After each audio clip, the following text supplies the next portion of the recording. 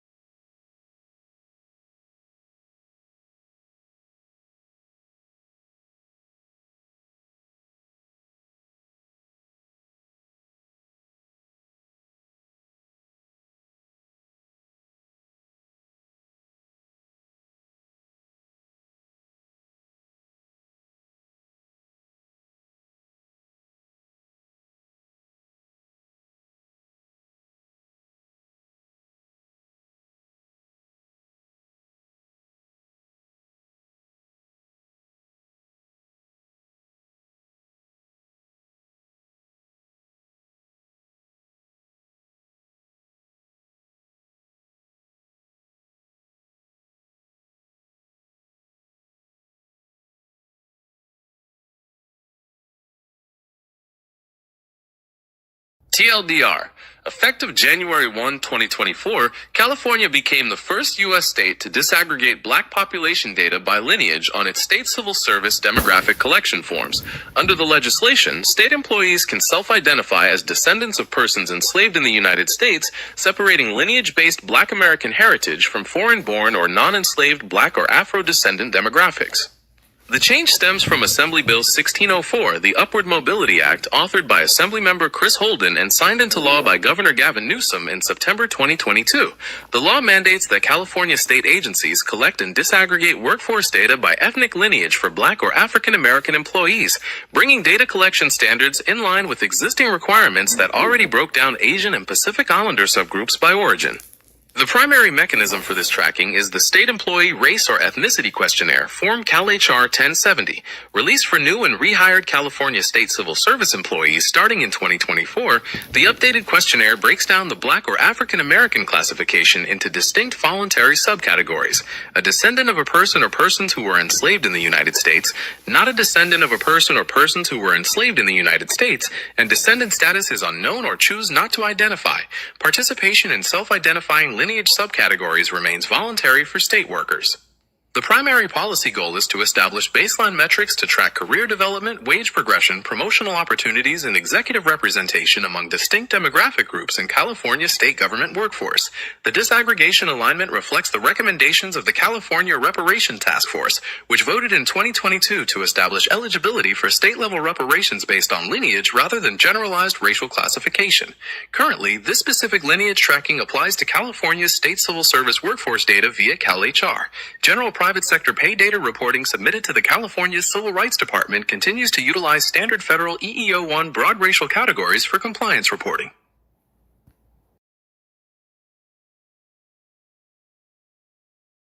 I'm so happy. My heart just smiled, right? It really did. I always say things, change is hard, but change is inevitable, right? And while they're saying, you're just online, this is all just internet talk. Callie really put boots on the ground, and that was the result. I like it. I love that for Callie. I can't wait till they come to New York because the Caribbean are just running amok now. Everybody want to be black, and some are doing the whole this thing here, foundational Black Caribbean. Well, to be foundational, you have to be in your country, right? And over there, where you may or may not be indigenous too, but you damn sure ain't indigenous over here or foundational. What I'm also noticing is the way now they're putting foundational in a lot of descriptions and stuff like that. So one day I was Googling the still historically black population in Brooklyn versus the ones that have been gentrified out, where the Caribbean are now, higher in population. And they were like, the Caribbean is the foundational population, black population over there since the 1970s. I said, what?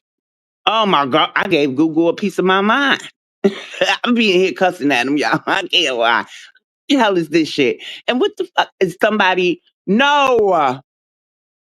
Those who are foundational in the United States of America are those who descend from the chattel slavery era or even before, because we can find some of our ancestors before 1776. Okay. Now, I'm not one of those who could go back to the 1500s. I ain't get that far yet. I'm in the 1700s. And by God, I'm happy with that. I gotta tell you, that beats 1870 by a long shot. I'm colonial in this bitch, right? Cause my ancestors was in New York before New York was New York. It was New Netherlands. It was New Amsterdam. It was that place over there. But yes, shout out to Cali. I saw this. I just thought this was cute. I got to tell y'all, for as much shit as I talk, I have told them the same thing. I remember it was like 1997. I was in the job training program, and Lord have mercy. If you know English, right, and everybody isn't a Spanish speaker, I don't care what language it is, and we're in a professional setting, how is you doing sitting over there grouped up talking in a foreign language for? So I really used to tell them, speak English. Mm. Now, look, took over a decade, but yeah, English is the national language. Fair use. Speak English. Maybe understand it. We do. You understand that? You got it. Yeah. You speak Spanish. We both speak Fuck English. Spanish. Get the fuck out of my country. This ain't your fucking country. What? This ain't your fucking country. Yeah, yeah. Miren, gente, la persona, venimos trabajando y esta persona nomás porque hablamos español, dice que tenemos que hablar inglés. Cuando nosotros hablamos hasta el inglés y el español y ellos así. ¿Oye? Come at me all fucking. It's crazy. She called him a bunch of bitches and stuff and initiated this. I saw it. Thank you. I saw it. My daughter Thank got you. here. Thank you. Yeah. Thank you. Thank you. Thank you. Thank you. I saw her. That's the way you do it, okay? That is the way you do it. Fair use. On August 5, 2026, U.S. District Judge Anna C. Reyes lifted her court's earlier stay that had blocked the Department of Homeland Security from terminating temporary protected status for Haitian nationals. This decision was required following a June 2026 U.S. Supreme Court ruling, Mullen v. Doe, which established that TPS determinations by the executive branch are generally exempt from judicial review. While Judge Reyes' specific order directly resolved the district court injunction in the Haiti TPS litigation, the broader legal precedent established by the Supreme Court, rather than Judge Reyes' individual order, is what enables the termination of TPS for other countries, including Syria and Honduras. Workforce compliance for former TPS beneficiaries hinges on Form I-9 re-verification timelines dictated by DHS and USCIS Federal Register notices and court mandate expirations. Following the Supreme Court's ruling and the lifting of district court stays, employers must complete paper re-verifications on Supplement B of Form I-9 as temporary extension windows collapse. Preemptive terminations before an official operative date are prohibited under federal anti-discrimination law, but employers cannot continue employing workers after their work authorization lapses without updated documentation. The credible sources for this information include the U.S. District Court for the District of Columbia regarding the docket entries and orders in Miot et al. Versus Trump et al. From August 5, 2026, the U.S. Supreme Court ruling in Mullen v. Doe from June 2026, and legal and industry analysis from sources like EIG Law and Wolfstorff Rosenthal LLP. Nation for Honduras, along with countries like Nepal, Nicaragua, Afghanistan, Cameroon, and Venezuela, was driven by executive action. Following the Supreme Court's ruling in Mullen v. Doe, which confirmed that these determinations are unreviewable by courts, several of these terminations have been allowed to go into full effect. Credible sources for this information include fab.us, the Kaiser Family Foundation, and the Asylum Seeker Advocacy Project, along with official Federal Register and Department of Justice notices. Exact data distinguishing between deportations and self-deportations for these specific groups is not currently available. Comprehensive statistics breaking down those actions are not published in a way that separates them clearly. Yes, with the end of TPS designations, immigration authorities like ICE have increased enforcement actions against individuals from these countries, resulting in deportations and removals following the termination of their protection status. In March 2026, there was an ISIS-inspired Immigration and Customs Enforcement has stepped up enforcement activities nationwide, including significant surges in removal flights and domestic transfer operations.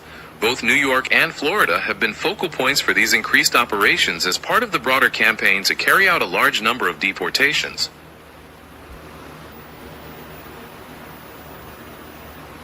In Ohio, Haitian immigrants were summoned by DHS and ICE for check-ins following the termination of their TPS. They did not willingly choose this. It is a condition of their conditional release while they await further legal proceedings or deportation determinations.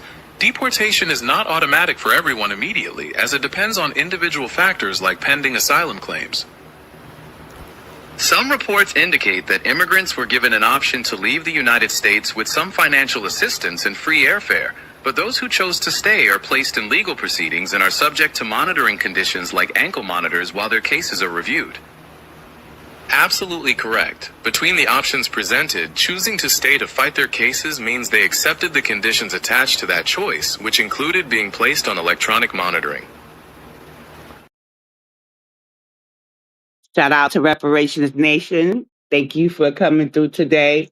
I wanted to emphasize that if they chose to stay, means they chose to accept the ankle monitor. What we are not going to do is compare what they're going through slavery, right? And I'm really getting sick and tired of seeing all these other disrespectful groups. Some don't know who's black anyway. Some say even though they were enslaved on another land, they black like us, even though they was called something else. They diminish our ancestors. The first real disrespectful thing I heard when I got on TikTok that made me the person I am today, where I don't even want to talk or be nice to some of them sometimes because I already know where they're going with it, was this line here. They came in chains, I came in plain. And then one even added, they were cargo. Like, do you see the state of many of those melanated nations today? And then, I feel like we're still coddling them. Do you see how South Africa literally was getting them out? But over here they have rights. So, for the measures that we are handling it pretty good. But I'm ready to snap out because I'm tired of the disrespect from people who had to shit in the bush. And that goes for the Caribbean too. Don't forget that little Jamaican girl was up here like, you know what it's like, we came here, did better than y'all after having the shit in the bush. Like, bitch, you could have kept that to yourself. I don't feel like being up here cussing. They were very disrespectful to the ancestors, and now a lot of them are getting their asses handed to them. And I think they should literally get their asses handed to them. But I kind of wanted to focus on, I didn't know Cameroon had a TPS. It wasn't until I saw this here video talking about Honduras and Nicaragua that I decided to look into the TPS and, why that was ending and things of that nature. So fair use. TPS, temporary protected status, for those from Nicaragua and Honduras have now been terminated. Both these countries were designated as TPS recipient countries back in 1999, and there are tens of thousands of recipients who have been in the United States in a lawful status, protected under the TPS program from Nicaragua and Honduras, and now they have 60 days to leave the United States. And I know everybody's going to be like, well, you had 25 years to get your green card and become a citizen, but you didn't.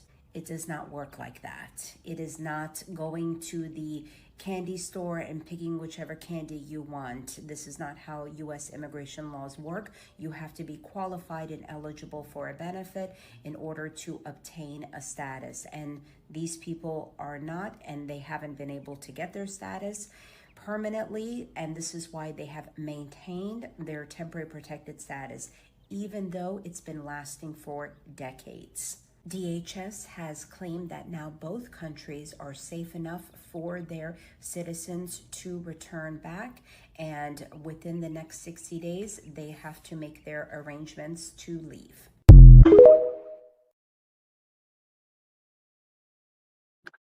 Hey, Jackie, how are you? You know what it is? They got spoiled. Everybody knows temporary means temporary, means time period, means time is running out. 25 years is absolutely enough time. 25 years is a quarter of a century. What are we talking about here? Do you know how long 25 years is to people behind bars? It's absolutely enough time. But what I'm realizing is these people became spoiled, they became entitled, and let me tell them this thing here. She said something about they were looking for other pathways to citizenship, but they were not eligible. Okay, get to getting, get to stepping. Did y'all see Martin Lawrence is doing a reboot of Martin? I don't know how it's going to do without Tommy there. You ain't got no job, man. You know. But they got spoiled. So when the United States of America does a review and say, okay, well, the conditions over there are safer, they want their country to be America's first world standards. And it's just not going to be that for third world or even less, okay? Because some worlds are like 10th world over there, some nations. So they looking at it through America's lens because they got spoiled and they are entitled. Take your ass back on over there to Nicaragua and build this shit. That's how you get first world nations.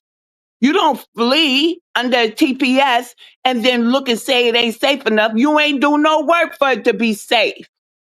And the more I look around at the immigrants coming in, they're military age men, and they should be ashamed. Instead of coming over here getting into our army, get into your own. But some of them are so ineffective that I hear even our military personnel have to give some of these people their old uniforms and boots and stuff. And it ain't our fault. But what is your fault, right? Because things are beyond people's control. Is when you came over here, you was too fucking disrespectful. Now I don't hear too much from Nicaraguans. I did know a Nicaraguan lady around the pandemic time. She was a nice lady, but don't piss her off, right? The Hondurans, they are very disrespectful. They are also on TikTok saying a bunch of crap about us, just like the Haitians, and they just as dark as us. Okay, so they ain't them light Latinos out there that would be mistaken for white. So come over here, and then that really didn't make no sense without the ending. Then they come over here, right? And because they're heavily melanated, they'll be like, I face the same discrimination as y'all, but you had TPS.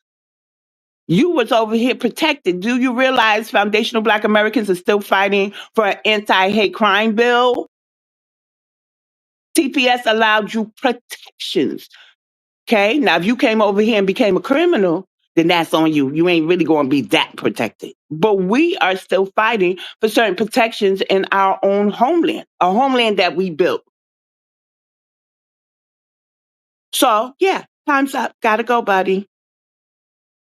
And I don't feel no way sorry because it's the standards. If you're a third world country and nobody over there is doing the work and you get foreign aid, and if you're over here working and you got a business, we all lending into that private remittance you sending in because where your business is at in our communities.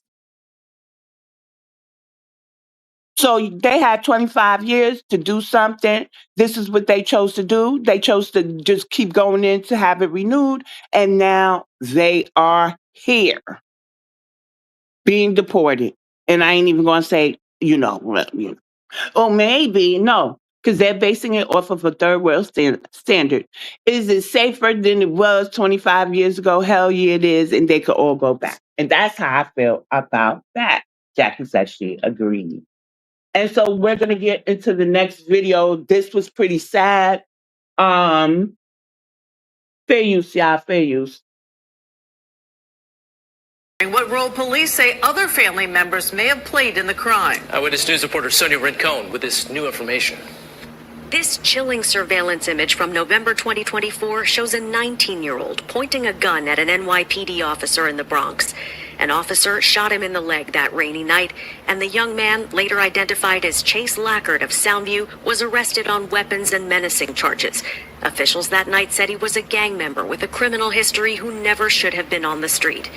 Now, a year and a half later, his mom, Jennifer Lackard, was in court, charged with being her son's getaway driver after he aimed a gun again, this time firing several times, right behind the Bronx courthouse, June 29th. He was in court that morning. Prosecutors said this shooting was also caught on surveillance, and there were text messages. 20-year-old Chase told Jennifer Lackard to wait for him outside the building. She responded, when? Question or question mark. She says, you can't just be standing out front. The timing has to be right. Jennifer Lackard was, until this week, a deputy commissioner in the Mount Vernon Police Department. The city of Mount Vernon issued a statement saying she'd been terminated, effective immediately, that the allegations are unrelated to her duties and do not stem from any conduct associated with the department. She was appointed the Deputy Commissioner for Wellness in 2020 with a background in social work and recognized for advocacy work with reentry programs. She's also served on the Bronx's Community Board 9. Ms. Blackbird has for 20 years dedicated her professional life to the health and healing of impacted communities. Today, she faced attempted murder, conspiracy, and weapons charges, accused of helping her son settle a score with rival gang members. No one was hurt in that shooting, and court documents say Jennifer Lackard's ex-husband, Chase's father, James Lackard, was also in the vehicle.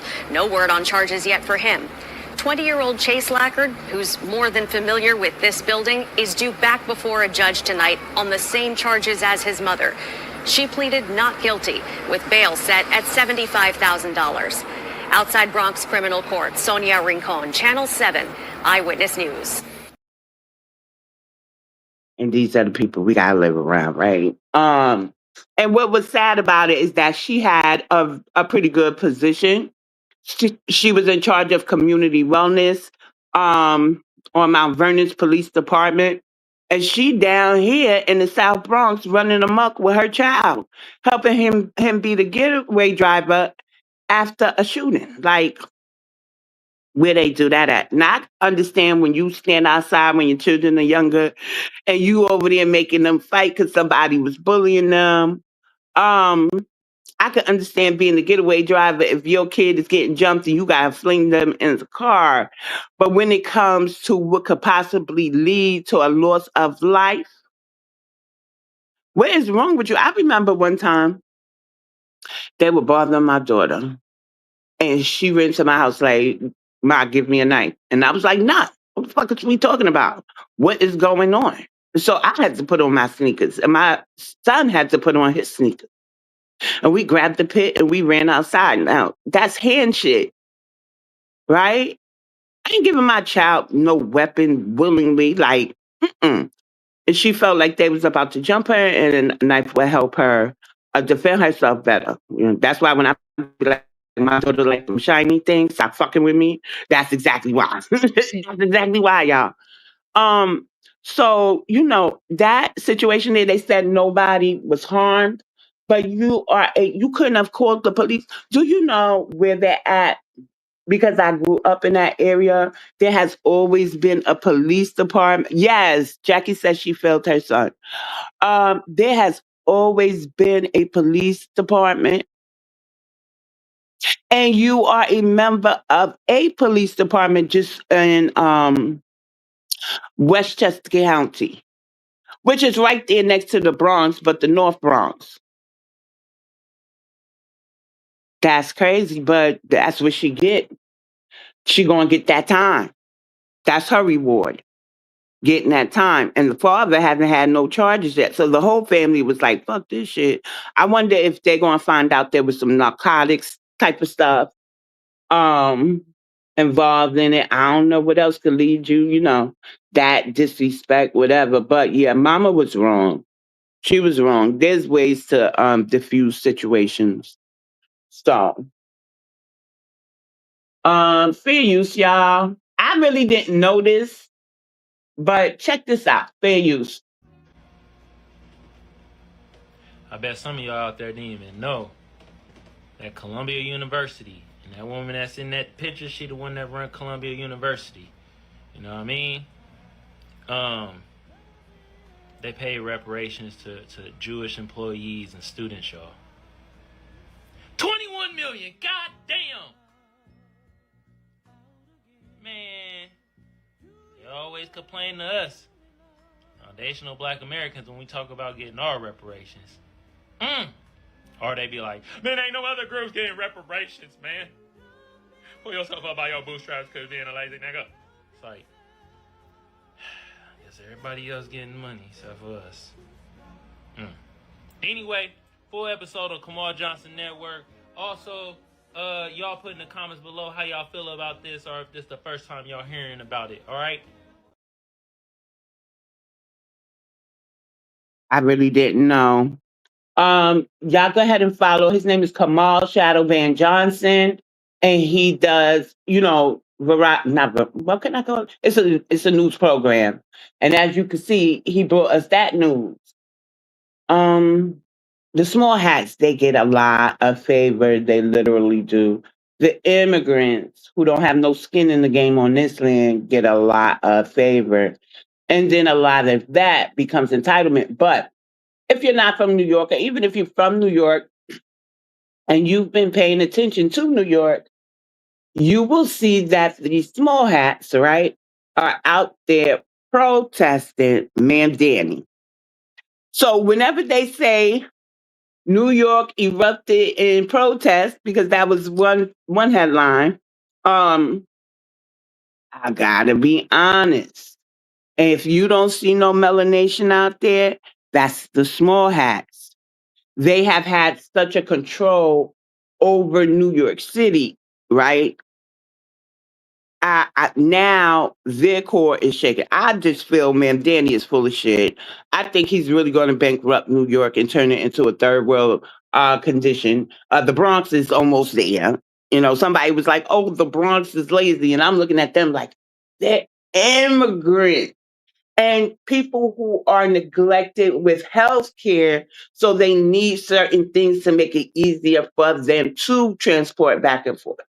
It's beyond lazy. Maybe they have become complicit, and there is some form of laziness in their condition and stuff. Because as you get older, I gotta tell you, you have to stay active, or you're gonna hear quicks and tweaks and all this type of shit in your body with the simplest motion.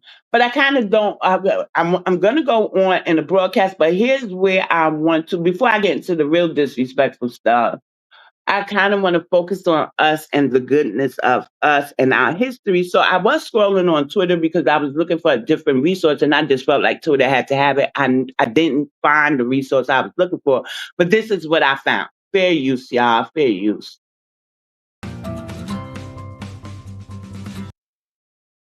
And the lady who was speaking is Garrett Morgan's granddaughter, they said. So shout out to the great ancestor for his invention. We are builders, we are inventors.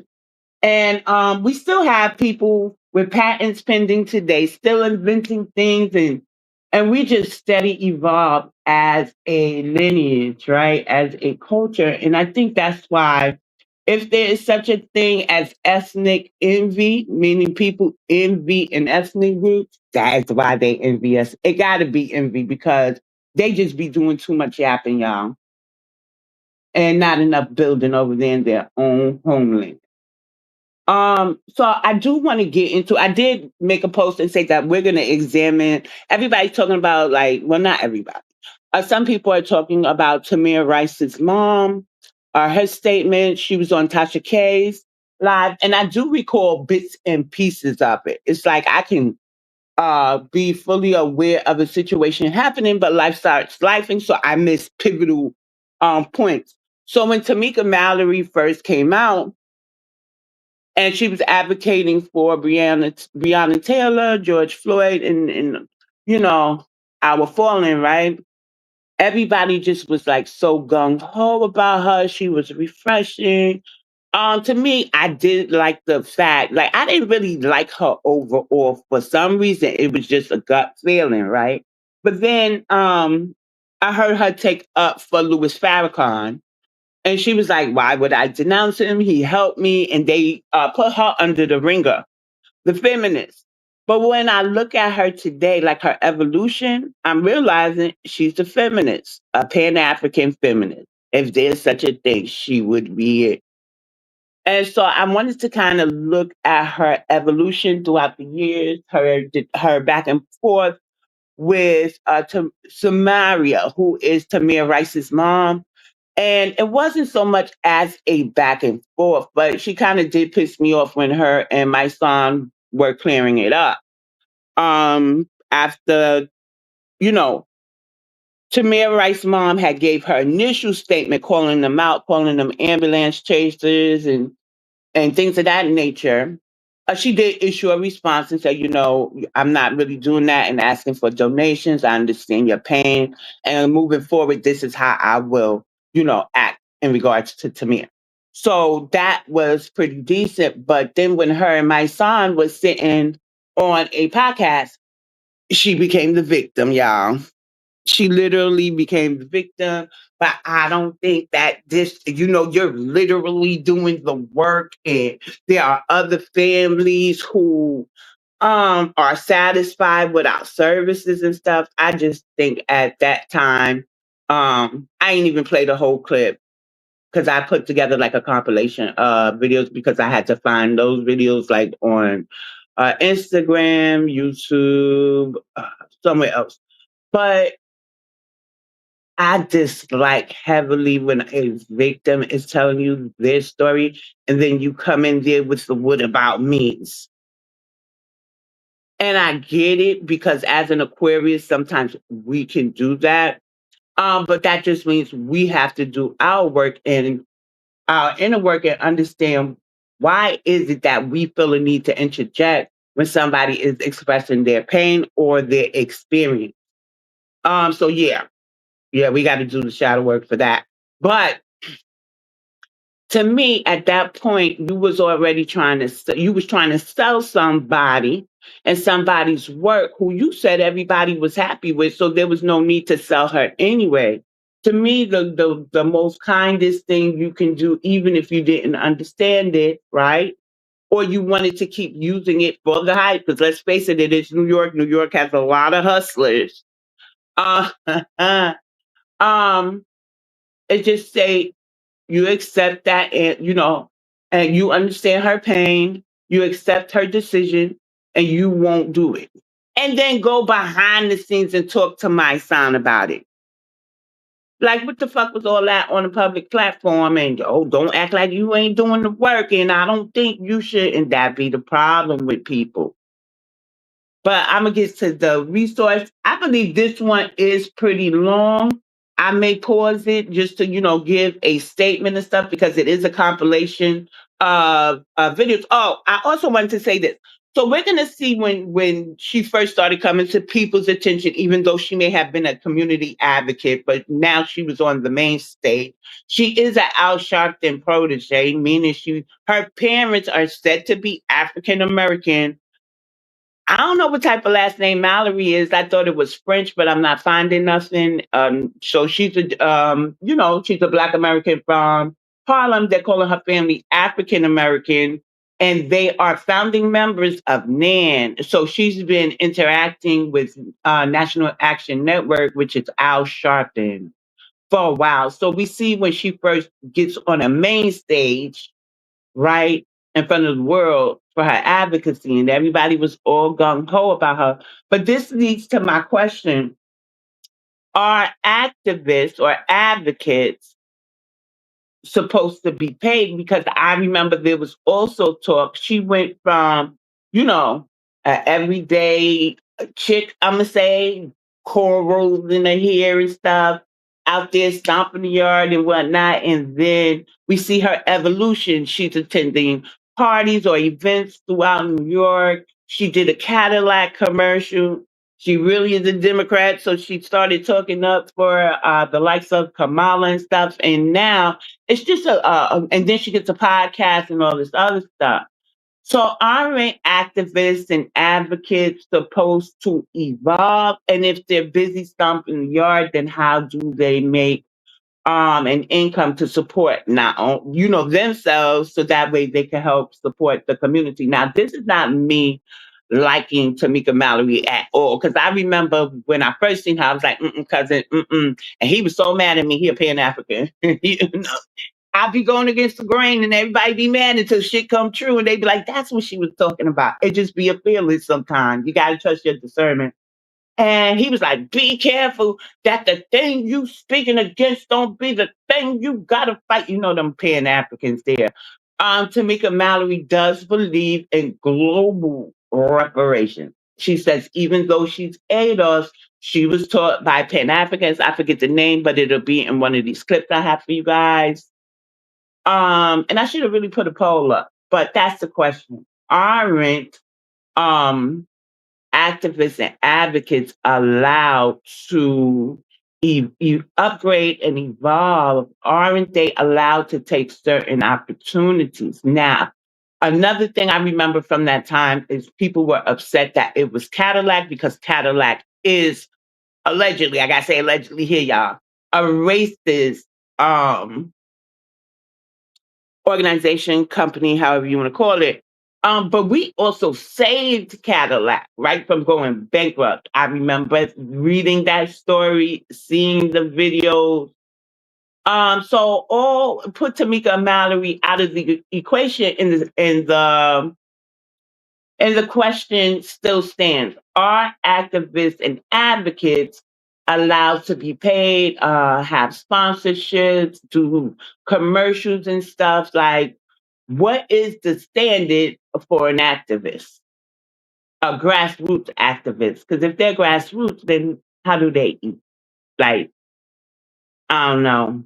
I don't know, y'all. But yeah, so I remember, and I was thinking today that a lot of people got upset with her because she upgraded herself. And I think that is, and her policy mind of thinking aside, that is a hood mentality. And the reason why I say that is because, have you ever watched a young person and you watch him grow into a youth or a teen in the hood, and he gets a job and he stops hanging out with his friends, and then all of a sudden people don't like him no more because he's basically taking care of himself? And I don't want to go too deep, but this is shit that I still see today, you know. I don't know. I don't know. So, but I guess when you're in certain positions, you are just expected not to take or align with certain things. And Cadillac is what got under people's skin about her. Now, that global reparation shit, she was on that, and I had to remove the video because the Breakfast Club will strike my channel, and I ain't even get off the ground good yet. So I had put them in the compilation, and I was like, okay, but wait, I don't think I could use them, so I had to Google. But I'm gonna stop talking. That's the question. Y'all can comment it in the chat, and if you catch the replay, please comment it in the comment section, because I want to know what's the standard for an activist or advocate, or are they supposed to look like they are just this around the way chick or around the way bro for the rest of their life? Fair use.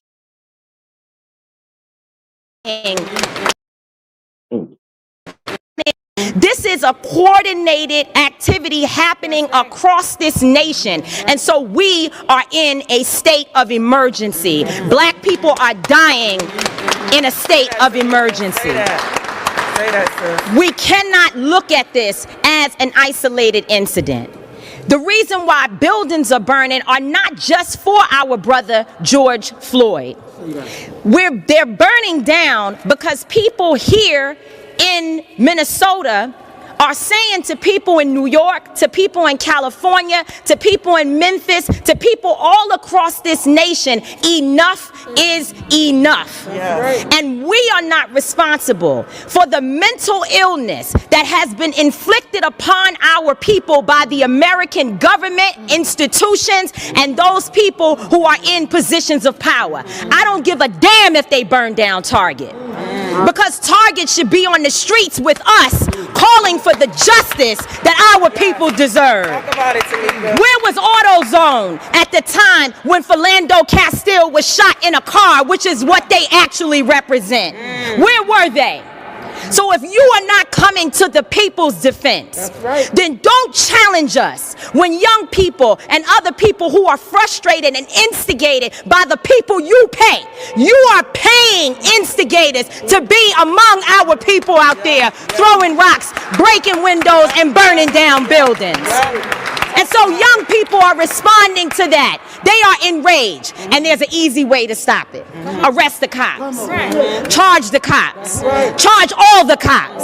Not just some of them. Not just here in Minneapolis. Charge them in every city across America where our people are being murdered. Charge them everywhere. That's the bottom line. Charge the cops. Do your job. Do what you say this country is supposed to be about, the land of the free for all. It has not been free for black people, and we are tired. Don't talk to us about looting. Y'all are the looters. America has looted black people. America looted the Native Americans when they first came here.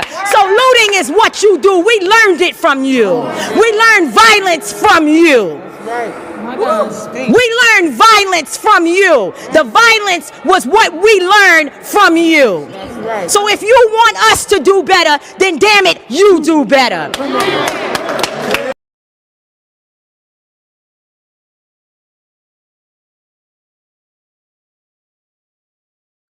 I'm over here talking and it's on mute. So that was Miss Tamika Mallory when she first, and she probably been in the community longer than that. I just wasn't aware. But that's when she started getting a little more buzz to her. And everybody was receptive of the message, probably except for them white people and even them Latinos. But today there is, a shroud of distrust. That's a good word. But in that moment, as I was putting the videos together, I was like, she was selected to do that. You know what I'm saying? Yeah, you go out there, you go out first. I'm really confused why, and I don't know, maybe because I'm just a journalist. I'm confused why the women are pushed to the forefront. I personally like the men to be in the forefront, but it is what it is. But she was selected in that moment to do that. Um, And so let me read your comments. Hey, Gerald, thank you for I'm talking. You hear me? Thank you for joining us. Gerald says, good afternoon and salute BX in chat from Pasadena, Cali. Shout out to Cali. I was talking about Cali just a few moments ago. With the SB 515 bill, I think it is, where they get to disaggregate the populations, the melanated populations, on employee data forms. So that's a beautiful start. And Black Americans who descend from U.S. chattel slavery will have their own box and stuff. Some identification on certain forms, like for the state, will be voluntary. I don't think there should be an option not to disclose who you are. That's just me though. But shout out to the Cali activists. So we're gonna get back into it. I was, comments regarding activists and the way, you know, was too much or about their association. Should they take sponsorship by or do commercials and align themselves with car companies who we had to bail out more than once, okay? Such as Cadillac. I would say I would say no, not a good look given the history. But didn't they find like Amazon had nooses up in one of their warehouses and stuff? So I don't know what we could do, y'all, because when you look at a lot of places, this is what I always go to. How many of us grew up watching Hulk Hogan? Only to find out in our adult years he was a racist prick. That's the same thing with Dog the Bounty Hunter. Watched his show and then he turned out to Kid Rock, like Arnold Schwarzenegger. So I don't know what you did. FBA Mellow Money says they did. It's really the fabric of America.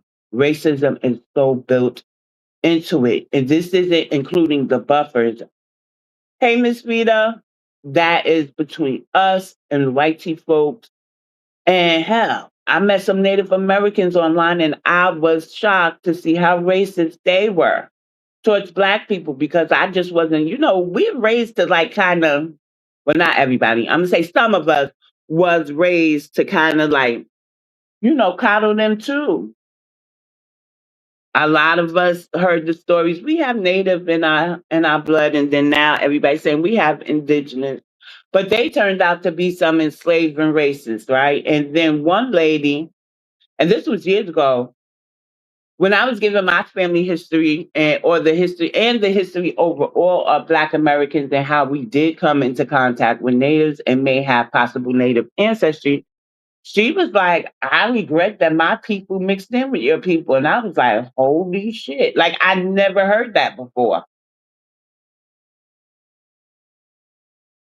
And the more I'm on TikTok, but I block a lot of those pages. There's somebody from New York who's like, said to be native, and he's very racist.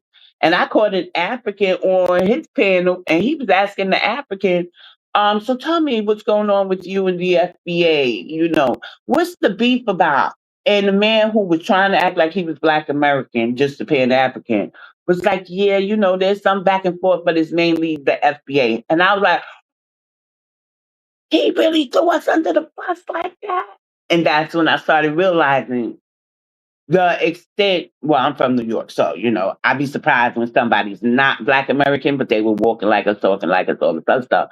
But I mean, on this app, that's when I realized what cosplaying us or cosplaying to lie to us, so that we could be in their room and give them likes, clicks, and views. And once I called him out on it, because I said, I ain't going to say nothing. It was just so amazing. He was the only heavily melanated person around a bunch of $5 indies throwing us under the bus. Like, instead of saying, that ain't your business, like, how's that their business?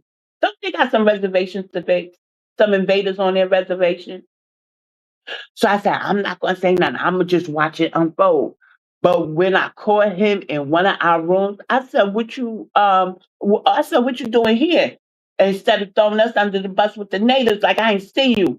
First he was like, but BX, you was my mod before, and I had an equal amount of Africans and Black Americans. And I was like, no, no, no, no, no, buddy. And the real him came out.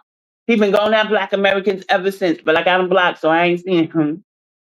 We got to be careful with these people on this app. I got to tell you. But we're gonna continue then. Ms. Rita says, even the ones we think are cool, they all have racist sentiments towards us. Correct. And FBA Mellow Money says, I was mad as hell when one of my most favorite wrestlers were racist. Exactly. That's what I'm saying. So going back to the question, what would have been an opportune company for her to align with? That's just crazy. But if we practice heavily group economics like all them other folks are doing with their own, we won't even have a question. We just gonna support our own. We won't need them white folk and sponsorships and all of that other stuff from them. But I don't know. I don't know her mind frame. I don't even think I have a clip of her addressing the Cadillac. Oh yeah, I do. But fair use. Just felt that he was avalanche chasing. He knows that. I say it to his face all the time. Yeah, I told that to him. Yeah, I mean, at the end of the day, him and Al Sharpton and them, and I just didn't feel that he knew what he was doing. I was getting phone calls from other attorneys stating that he didn't know the law. I wasn't feeling good about it. We just wasn't getting the answers that I wanted or I needed, and I wasn't getting like paperwork when it came to motions being filed or even, contact. Anytime they contact with the prosecutor, I need to know everything was going on with my son. He was not getting no real justice. So they were PR advocates, rage baiting. Yeah, I didn't know. But there's no output. There's no it's solution. Just like, there's a face, there's a name, say his name, Tamir Rice, but like when it comes to actually getting justice and suing the city, you had to go get somebody else to do that? Yeah, I did. Ben Crump wasn't able to do that at the time. My wrongful docket was like 8 or 9 pages long. With Ben Crump? Yes. So when my third set of attorneys had got it, it ended up being 138 pages, 139 pages long. So I don't know what Ben Crump was doing. I don't know if he had the skills at the time to even take my case where it needed to be. I wasn't trying to get just hurry up and settle out of court. I really wanted you to go in there and fight. And then, they just say he wasn't a great talker back then. So I just kept getting phone calls about him. All of these folks, and nobody is showing us how to get no indictments. I had to let them know my son he's not a hustle. His death is not a hustle. So I just got a little aggravated because I kept seeing all of these activists doing things in memory of people's children, and we wasn't getting no real justice. Which I thought was quite interesting, that he's a black man. And as I laid and cried and hurt for Tamika Palmer and for Breonna Taylor and for Kenny Walker and for Janiyah, who we need to love up on, as I laid there and I thought about him saying he's a black man, I thought about the ships that went into Fort Monroe and Jamestown with our people on them over 400 years ago. And how there were also black men on those ships that were responsible for bringing our people over here. Daniel Cameron is no different than the sellout Negroes that sold our people into slavery. She said it. And helped white men to capture our people, to abuse them and to traffic them while our women were raped, while our men were raped by savages. That is who you are, Daniel Cameron. You are a coward, you are a sellout, and you were used by the system to harm your own mama, your own black mama. We have no respect for you. No respect for your black skin. Because all of our skin folk ain't our kin folk. And you do not belong to black people at all.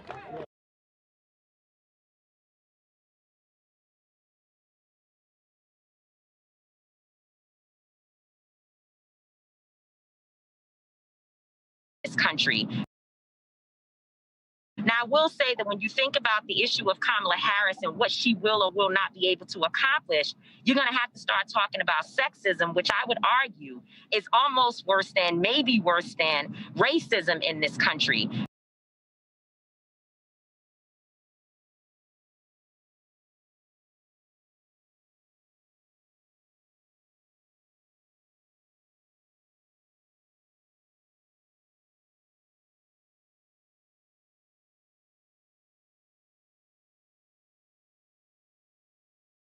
So he did immigration, obviously stopping this stupid wall that they're building. Yeah. He dealt with the Muslim ban, getting rid of the Muslim ban. He dealt with making sure that I think 11 million people will become citizens.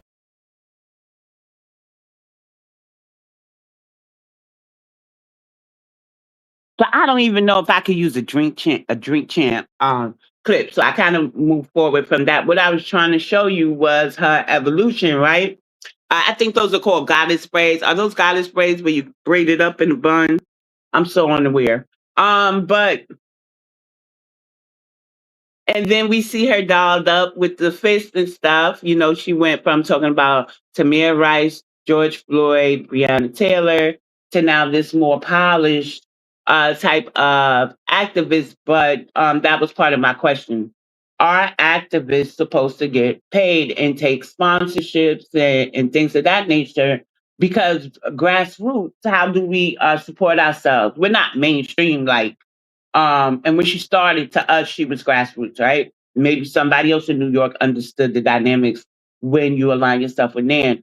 But how are people supposed to take care of themselves when especially when they're activating? So that was one of my questions. And I was just trying to show you, and that doesn't mean I agree with Tamika Mal. I got to tell you, it just leads because we are in a modern day grassroots movement, right? Even though that period wasn't that far. But if people are stomping the yard only for us, they breathing this movement, how do they take care of themselves? How do they get travel expenses, stuff like that? So I think it's a very thin line, but I'm not over the Tamika Mallory evolution. So she said something like sexism is almost worse than racism. And now we start seeing the feminists come out of her. I don't know why people make these false equivalencies. I guess that's what you call it. While two things can be true, racism is absolutely horrible. And so is sexism, if it's on the job, this, that, and the third. I don't know what to tell you, but I don't think that I have ever considered sexism just as bad or almost as bad as racism. I think it may be a vestige of racism, but I could be wrong. I ain't the historian in that aspect, right? And so I'm gonna read your comment. And the Black American House says, "Oh Lord, Tasha K. I'm shocked Tasha K is still on YouTube after that lawsuit." And I think Cardi hit her with another lawsuit, but me and celebrities, I don't be paying attention to them. We got to leave all these race hustlers alone. So tired of emotional manipulators. Facts. And then there goes the copyright, y'all. That's for the whole line, copyright, but I will be saying fair use throughout. Um, And Miss Vita says that's the grift. They start out as down, looking regular. And then Miss Vita also says there's a difference between sponsorship and selling out. Correct. Um, who's paying? I don't know. I don't know, but she started attending these events, um, and looking like that and talking a little bit more differently. Veered over to the feminist type of thing. So who's paying? I don't know. She's only allowed to say certain things to push certain narratives being sponsored by our oppressors. Oh, I gotcha. I gotcha. Fair use.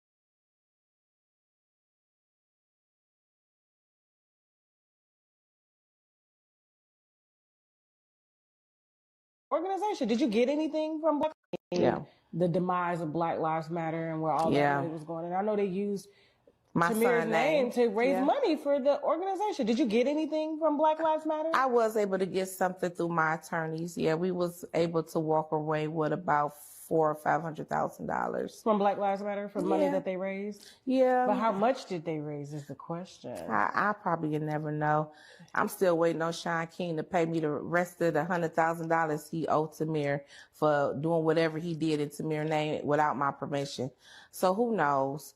That's probably why y'all don't see him no more, because when I called out the movement a couple of years ago, Sean King and especially Tamika Mallory, and I never met her, but I was just seeing how she was moving, and I just didn't like it. I didn't like how she went from, I guess, the Me Too Act down to the Tatiana Jefferson, down to Breonna Taylor, then George Floyd, it just wasn't looking good to me. But when she went to Breonna Taylor, she did the awards was that year, and she had went on the stage with Lil Baby. And I got the text, and that's when I called everybody ambulance chaser, Chout Clayson, or whatever. One of them Ivy League kids, colleges, one of them kids took that post and made it go viral. Next thing you know, I was being talked about in the clubhouse, the shade room, and everything else, and I ain't know nothing about it because I'm not a social media person all like that. And I had to get phone calls say, "You're being talked about in the shade room." And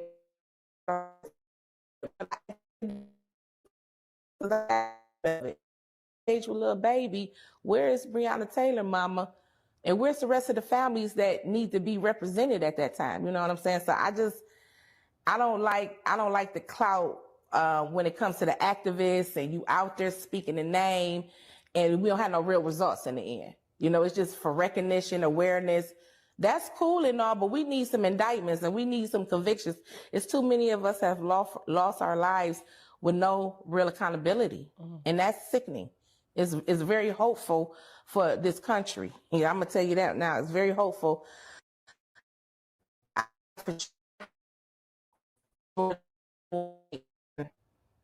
Sia Macy was able to get convictions, maybe because there was a video. I have a video and I don't have no conviction, and my son was a baby. So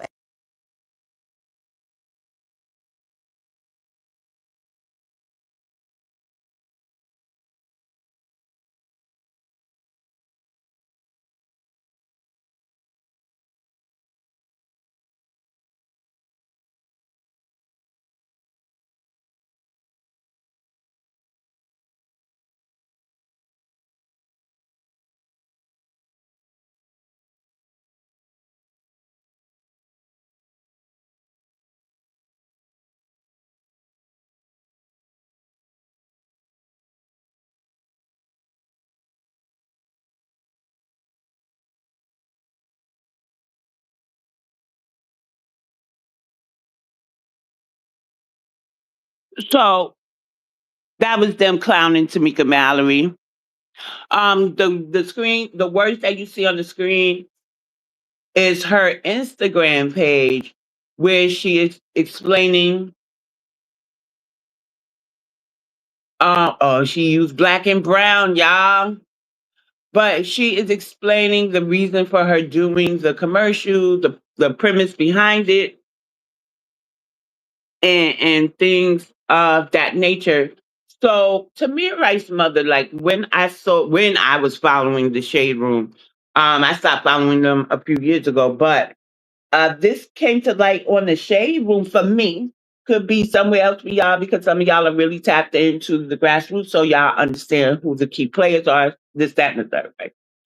Um, and then I found out Tamir Rice's mother also had her own nonprofit, her own. She bought a building and turned that into an organization for the youth for after school.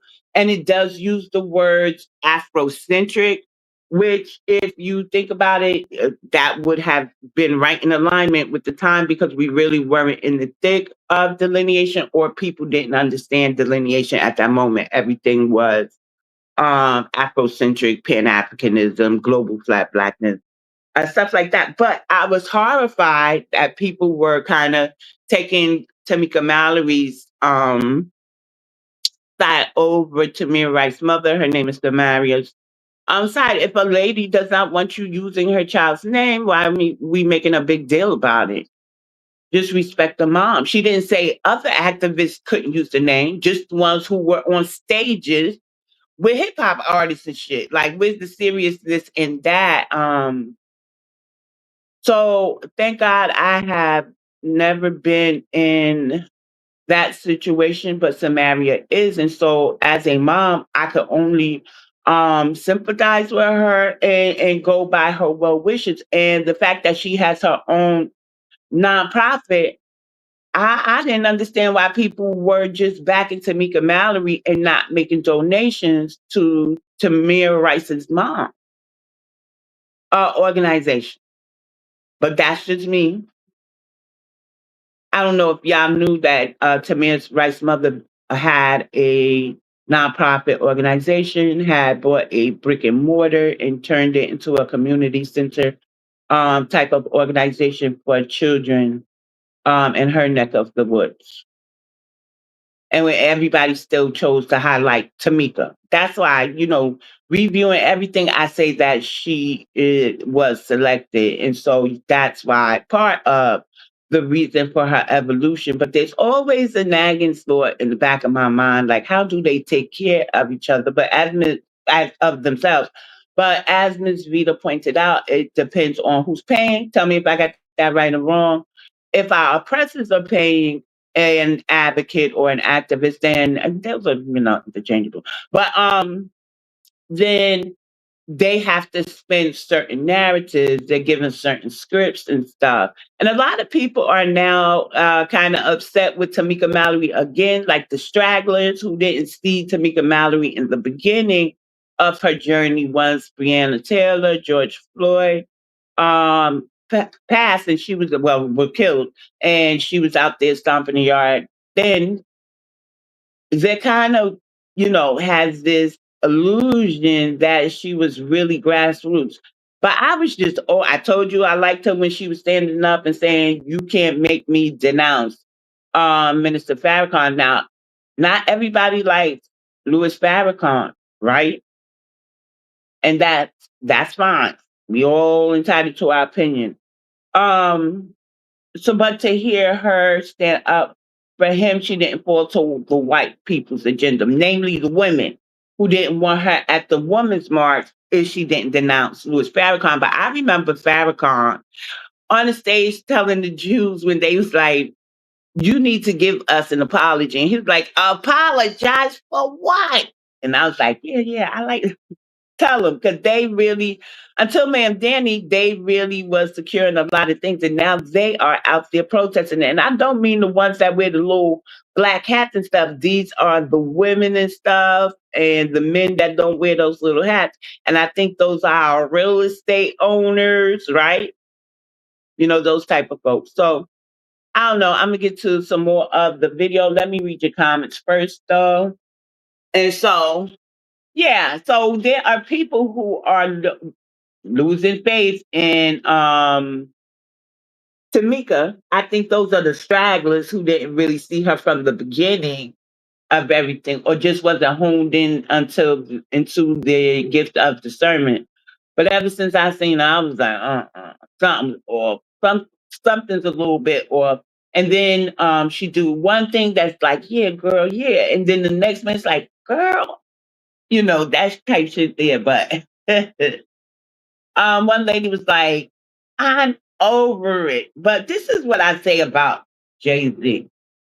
Because I was heartbroken when he started with the NFL and Colin Kaepernick was, kneeling and had lost his job and stuff like that.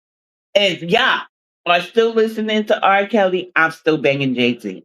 There's just going to be some people who oh yeah, he did that. Okay, yeah, that's expected. But he made a good, I guess so. Because I really get mad when R. Kelly come on in them stores. I got to tell you, I be telling people. They be like, "Y'all still listen to R. Kelly?" I be like, "No, I don't." But I am going to listen to some Jay-Z. I'm not a billionaire. I'm just not in that tax bracket. Some people, first of all, we didn't call that boycott. Al Sharpton did, and a lot of us aren't fucking with Al Sharpton. We feel like Tamir Rice's mom about the ambulance chasers, the race hustlers, never getting us results for selling us out to everybody for their own personal gain. Okay, so yeah. I saw Al Sharpton walk in, and I was like, I don't go to Target anyway, but I ain't condoning no boycott or anything. But now, let me be clear. If a melanated immigrant going to Target, I'm holding them accountable because you seen them elders walking behind Al Sharpton. And so some of us were on board with the Target boycott. Some of us weren't.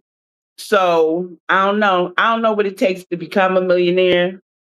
I don't know the offers that he rejected before he took the NFL. I don't know if in his mind he thought he was going to really do some good and put some really great shows on of our artists on the NFL stage. To me, the only real questionable performance was that whole Bad Bunny debacle.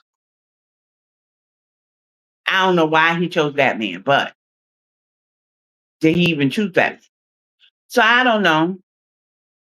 But everybody is kind of upset.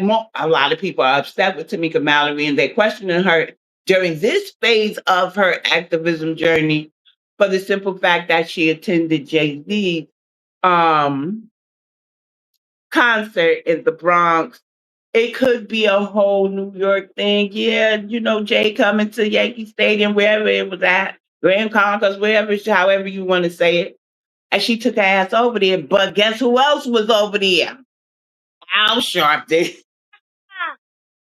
Y'all, let me see if I got the photo for y'all. He was just easing down the hallway, y'all. And I guess the man was his security. I be uploading so many videos that sometimes I can't upload other things. There you go. Fair use. Fair use. The image does not belong to me. It's actually a screenshot that I took of a video over there on YouTube. But there go Al Sharpton. I was not able to get the picture of him and Tamika Mallory together, but they were, all together. I don't know, y'all. That's crazy to me. But let's go back to the video after I read your comment. I do have to get out of here by 7. What time is it? Okay, so we have a couple of more minutes, y'all. And Ali, did I say what's up to you? Salam, what? Assalamu alaikum, wa alaikum assalam. I have to say the whole greeting back to you in order for it to come out right. So yeah, it was like one big family reunion over there with them guys. And I don't know how to put, a lot of people have a lot of things to say about JC. I do remember when he, had a water initiative over there in Africa and stuff like that. I do remember him and Beyonce, they paid for some protesters during certain periods of modern day history. I do remember him fighting for bail reform after Khalif Browder. And if nothing else, right, the fact that he made it out of Marcy Projects to become a billionaire with one of the most beautiful, I was about to say, some other stuff. One of our most beautiful entertainers to me is kind of like an inspirational story, right? If he could make it out of Marcy, then I can make it out of the South Bronx. It's what you do along the way that have people casting judgment on you, and we all have a path. Now, I don't condone any slack, Sometimes you got to make a clean split from the people that you start out with because y'all don't see or envision business the same. Y'all don't have the same goals or alignment once you start going on there. But that's neither here nor there because I'm kind of hazy on that too, But I got to tell you, between him and Nas, he's a killer. I don't even care about when he came back with the tech. Nas for me, right? But yeah. So anyway, fair use because I can ramble on and on. And y'all just want to see the video.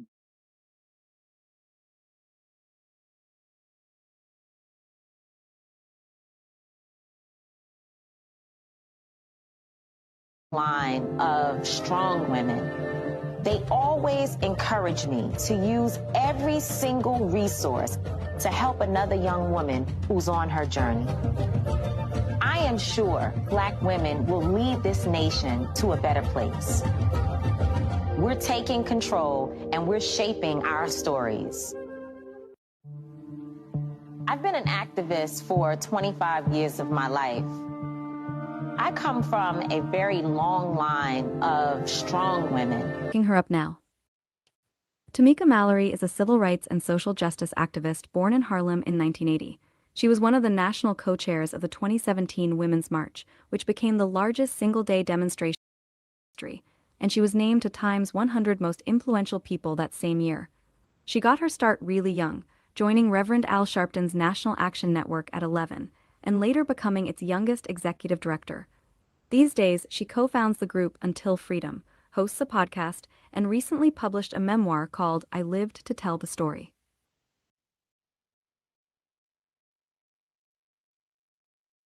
Tamika Mallory calls reparations a legitimate claim for the debt owed to the Black community, and says seeking restitution is integral to the fight for justice. She argues that Black people should be centered in deciding what repair looks like, and she focuses her own organization on grassroots funding from individuals rather than corporate dollars. She also frames the issue globally by speaking on social injustices that affect Black communities worldwide. Samaria Rice runs the Tamir Rice Foundation, a nonprofit that invests in Cleveland youth through after-school arts and Afrocentric programs. She bought a building in Cleveland to house the Tamir Rice Afrocentric Cultural Center, which will offer art, drama, music, and civics education to keep kids safe and nurtured. She recently held a fundraiser asking for $23 for what would have been his 23rd birthday, and it raised over $85,000 with help from Kyrie Irving's $50,000 donation. Samaria Rice, Tamir's mother, accused Tamika Mallory and other activists of capitalizing off Black pain by using her son's name without the family's consent. She called Mallory a clout chaser after Mallory's 2021 Grammys appearance, and said activists were benefiting from donations and platforms while families got nothing substantial. She put out a joint statement with another mother demanding that Mallory and others stop using their sons' names at all, saying they never hired them to represent their fight for justice. Mallory responded publicly saying she respects Samaria's pain and that she never used Tamir's name in fundraising or campaigns, and she supports how Samaria feels. Checking Tamika D. Mallory's media recognition. Tamika D. Mallory has been recognized by mainstream media in a few big ways. She and the other Women's March co-chairs were named the Time 100 list in 2017 for organizing that march. ABC News called her George Floyd's speech the speech of a generation.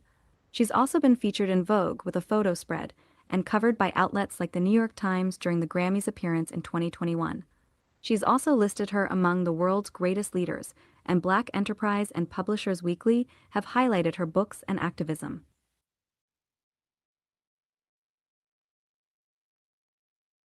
Got it. Drafting a bio with that campaign link. Tamika Mallory is a civil rights activist and gun control advocate from Harlem, born in 1980 to Stanley and Von Seal Mallory, who were founding members of Al Sharpton's National Action Network. She was active in NAN as a youth and later served as its executive director from 2011 to 2013, putting her right at the center of Sharpton's campaign and organizing work. Beyond that, she also advised Vice President Joe Biden on gun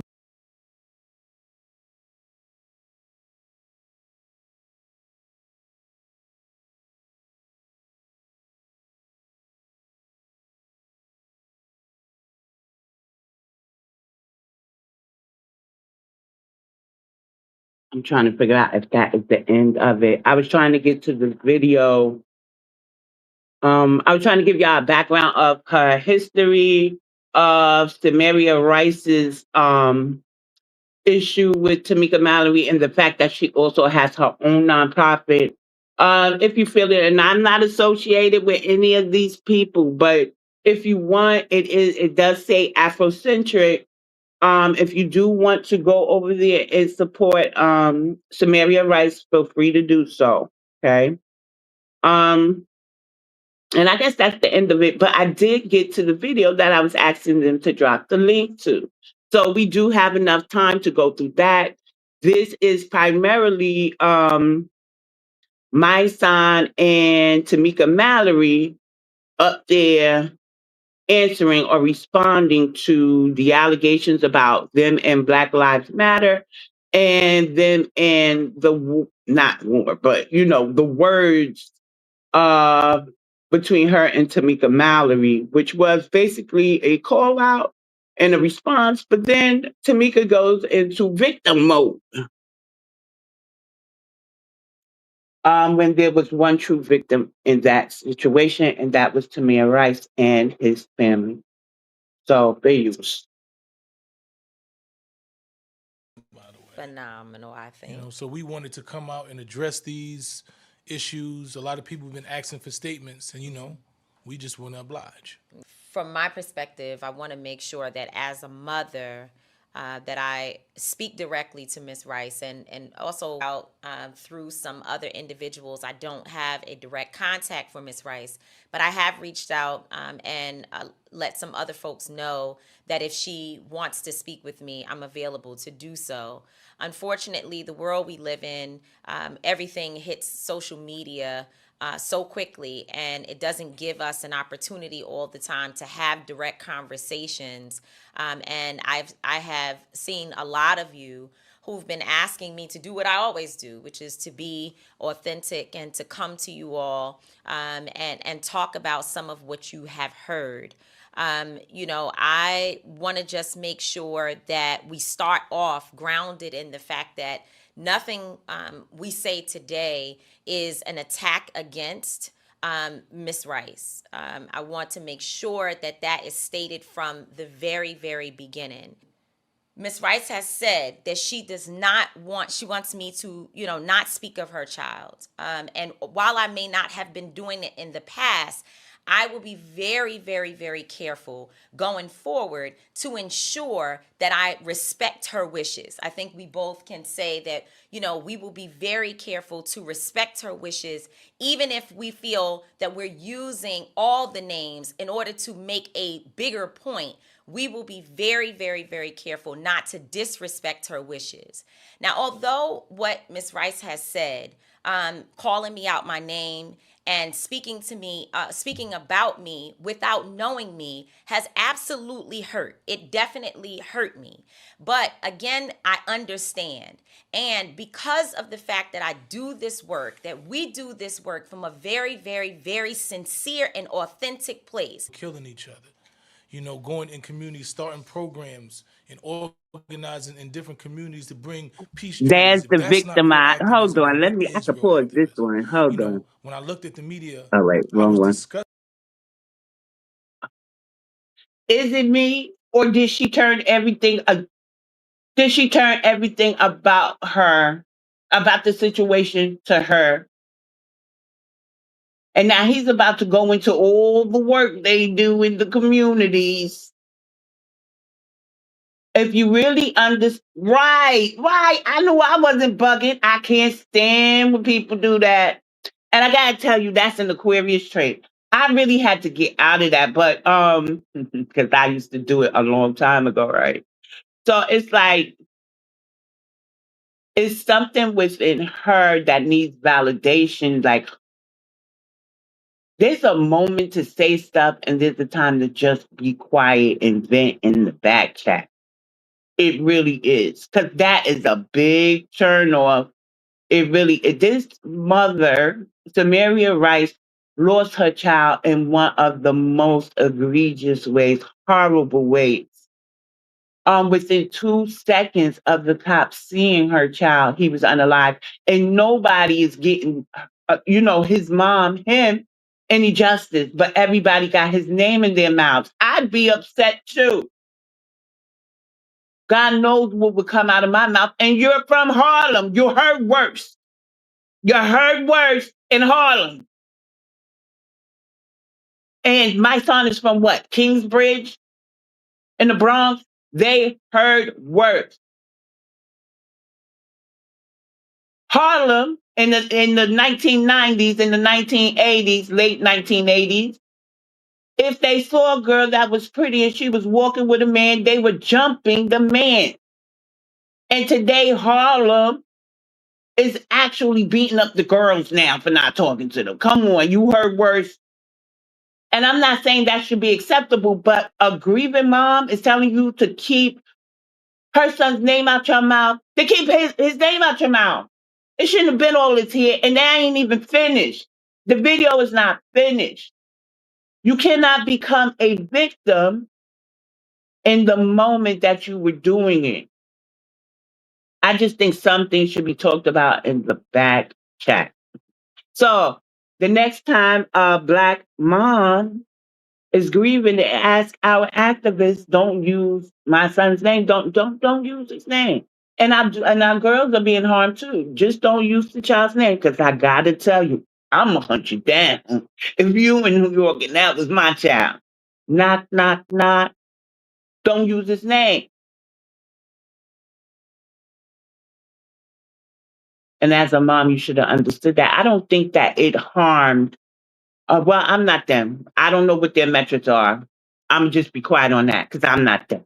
They felt like their work was attacked. I still say they wrong. Just I didn't know that it was offensive. Okay, moving forward, I won't. But now we got this here scenario. Fair use. because they highlighted the trauma and pain of a woman who lost her child.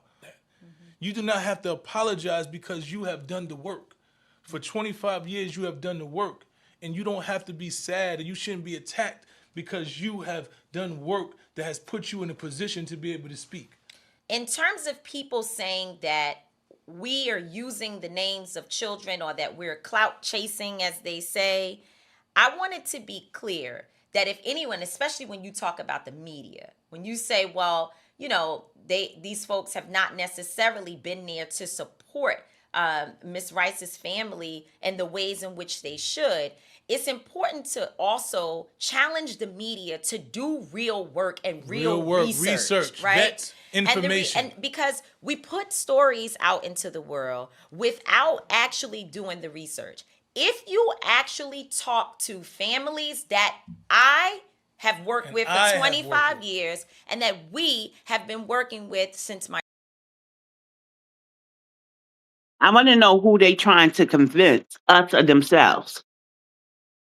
And it's his sneaky ass that led her there, but they probably rehearsed it before they got in front of them cameras.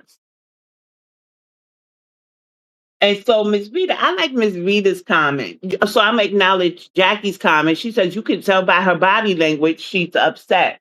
And Miss Rita says if she was as genuine as she said, she wouldn't have addressed this in public. I guess the ideal, and I agree, the ideal way would have been to the same way you put it out there to the people to get the word to Miss Samaria is the same way you should have just asked, can you call her privately? And then Miss Samaria would have told us that y'all talked and you tried to address the situation. Then you could have made your statement without you becoming the victim in it all. That beat up. Yo. That's a person who hasn't done their shadow work and they need validation.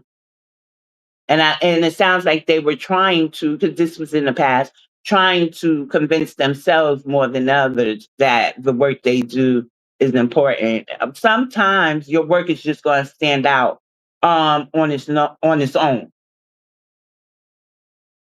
I'm not diminishing their nonprofit. I'm diminishing their actions in this moment with Tamir Rice's mother. Is it diminishing or calling out?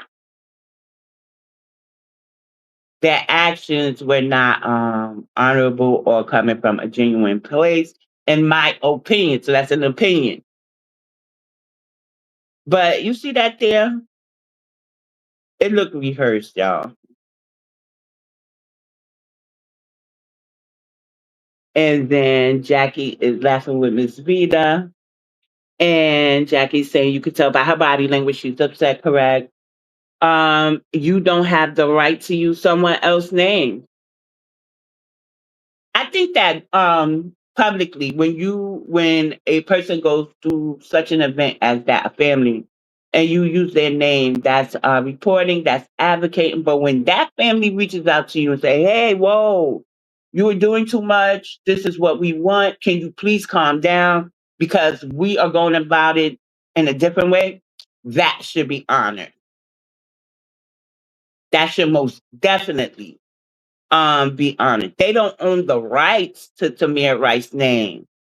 However, when Mama says, chill out, 'cause I think you're a bunch of ambulance chasers, then chill out. That's just mine. But yeah, it was a public, incident.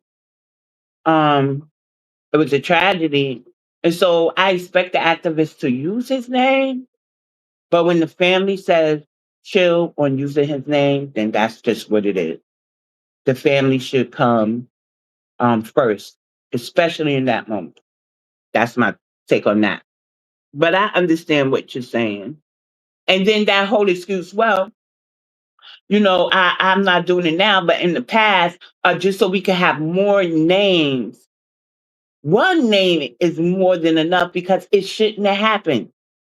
None of them should have happened, but you have more than enough names to use, obviously. Being respectful and not using his name would have been more admirable than this whole. Would we call her a Black Karen because now she's being a victim of a circumstance that she created?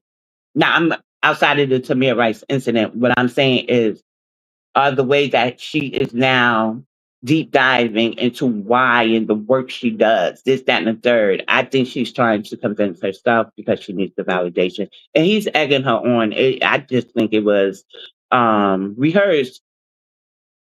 That's just me on the outside looking in. And it's just my opinion. Fair use. Linda, Angelo, and I came together to form Until Freedom. You will not hear, and I am 100% sure of that you will not hear sentiments like we are clout chasing and we use their children. You will not hear that. Never. Many of those families have reached out to me over the last few days to check in and to offer their support. So when you think of folks like Trayvon Martin, in this piece, some people have an obsession with Jay-Z. It's an obsession. They want so bad to be like, look at what he did. Oh my God, he did something bad. Look, who's gonna say, oh, why you don't say nothing? No.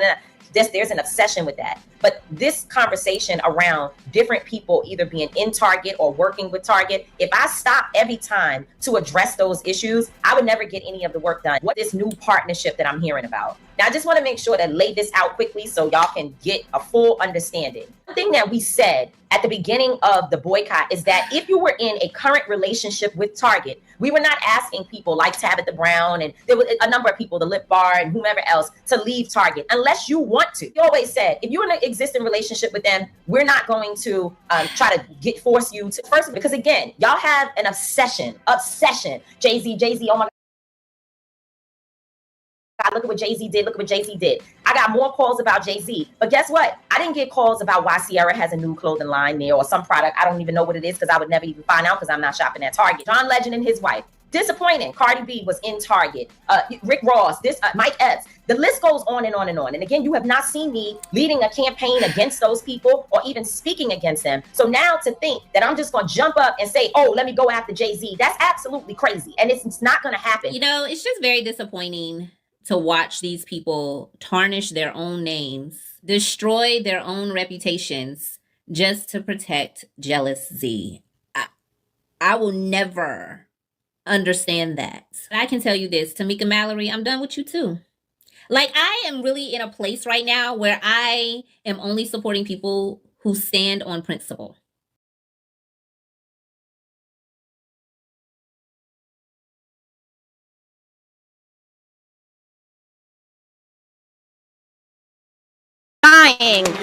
In a state of, this is a coordinated.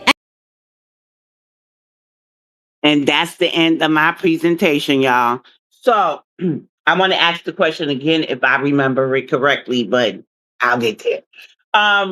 So advocates and activists, those who are doing the work, you heard my song, you're the one doing the work and this, that, and third.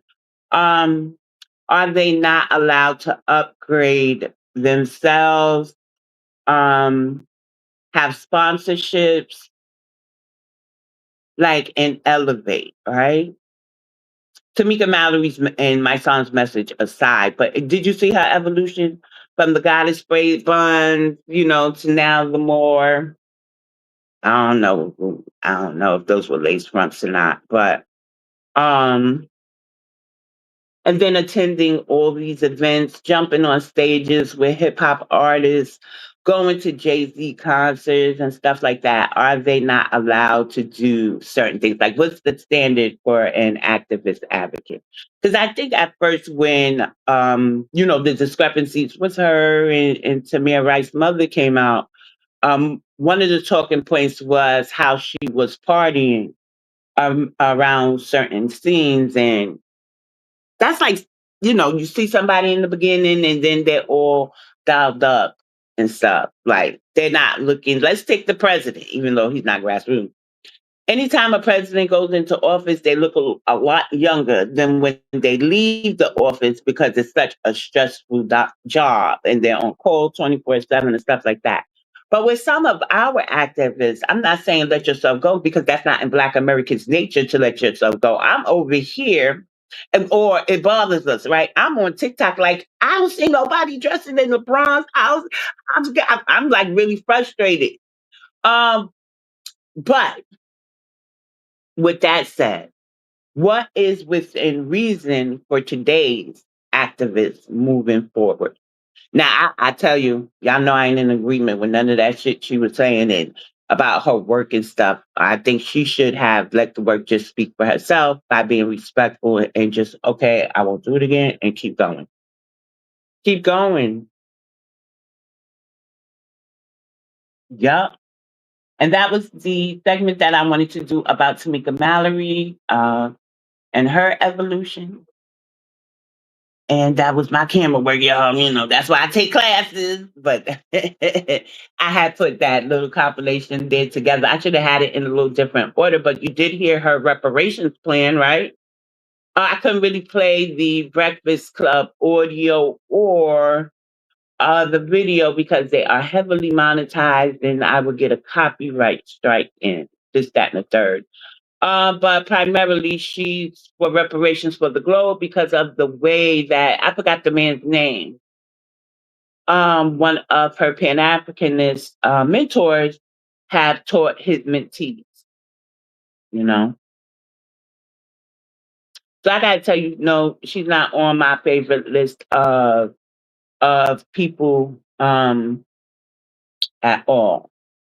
And I'm just praying for protection so I never have to encounter them because something happened to one of my family.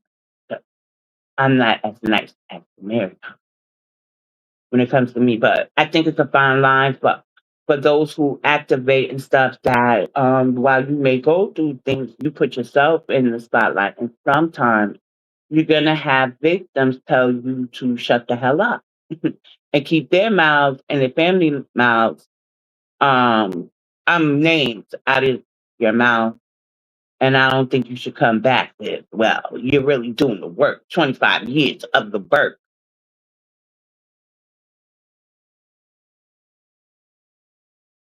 Because if you was really doing 25 years of work, we would have known who you were before the pandemic. I just didn't know. But you aligned that work with Al Sharpton, who sits on Zoom calls with AU. So, I mean, we probably looking at your work like null and void, keep it moving, like Tamika again. So I tend to fall in agreement with Miss Samaria. We're not getting much monetary compensation is not the end all to be all when you really want some of these people made an example of and put behind bars with astronomical numbers. Do you know I just seen and I didn't have enough time to grab it, but there is a Black man who was just exonerated after 42 years,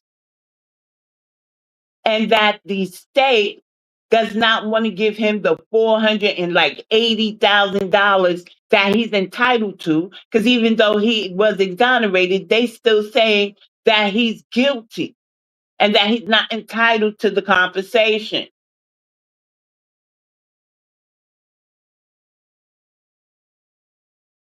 So yeah, we would like a little justice too for our victims.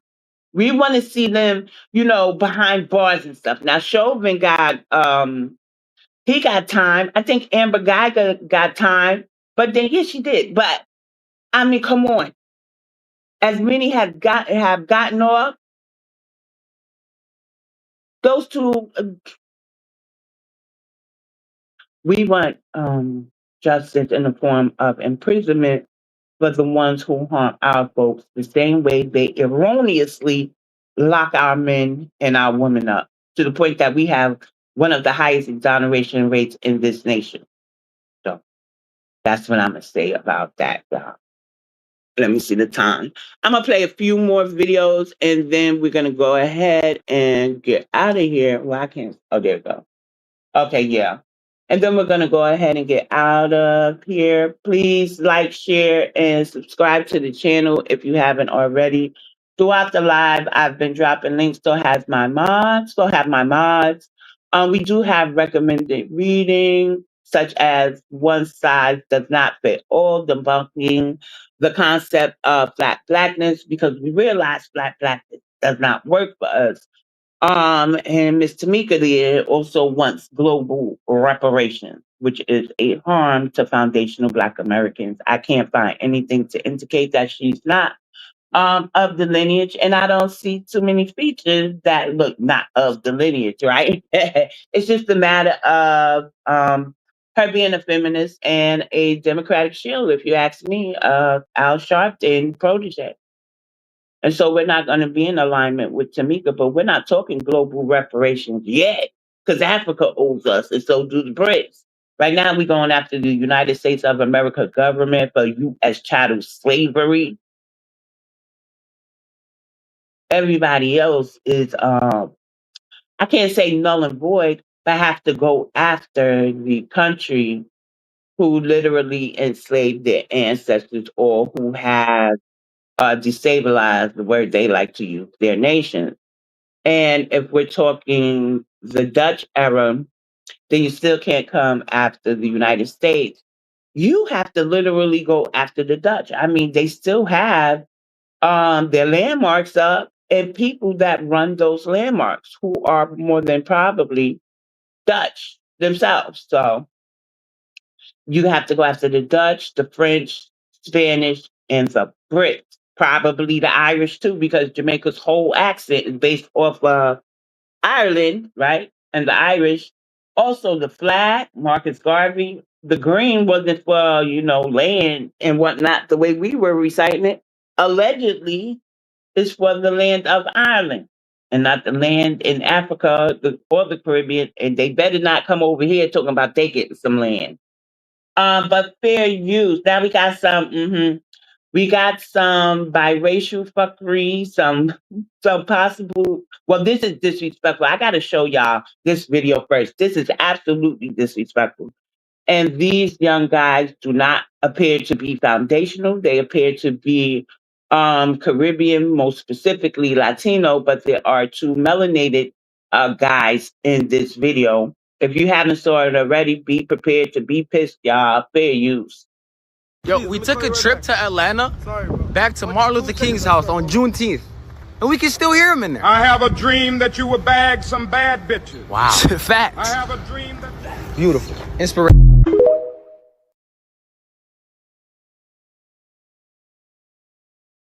Disrespectful fucktard.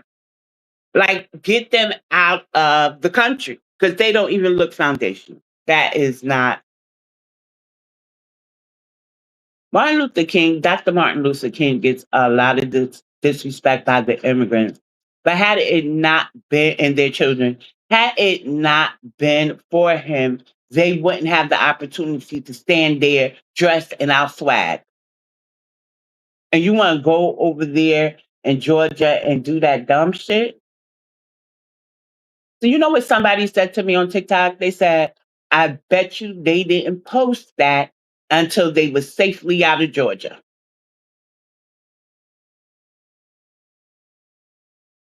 Or safely out of that area. And I'm going to agree with them. So, fair use. Telling me because my black nowhere. You would not stay in America. You would not have citizenship. They'd strip that shit from you and get you the fuck up out of here. All that goofy shit y'all claiming is insane. You were given citizenship here. You had to fight for it. You think if they repealed that shit, you would qualify? Y'all stupid. You're not equal to these white people. This is a white country. This is a white country. White rules, white power structure. You are still a guest in a house they made us build. And y'all are doing the same anti-black shit that they do, telling me because my mother's white, I can't call myself black because my father's black. Y'all sound like them. You sound stupid. You sound like one of their fucking heels.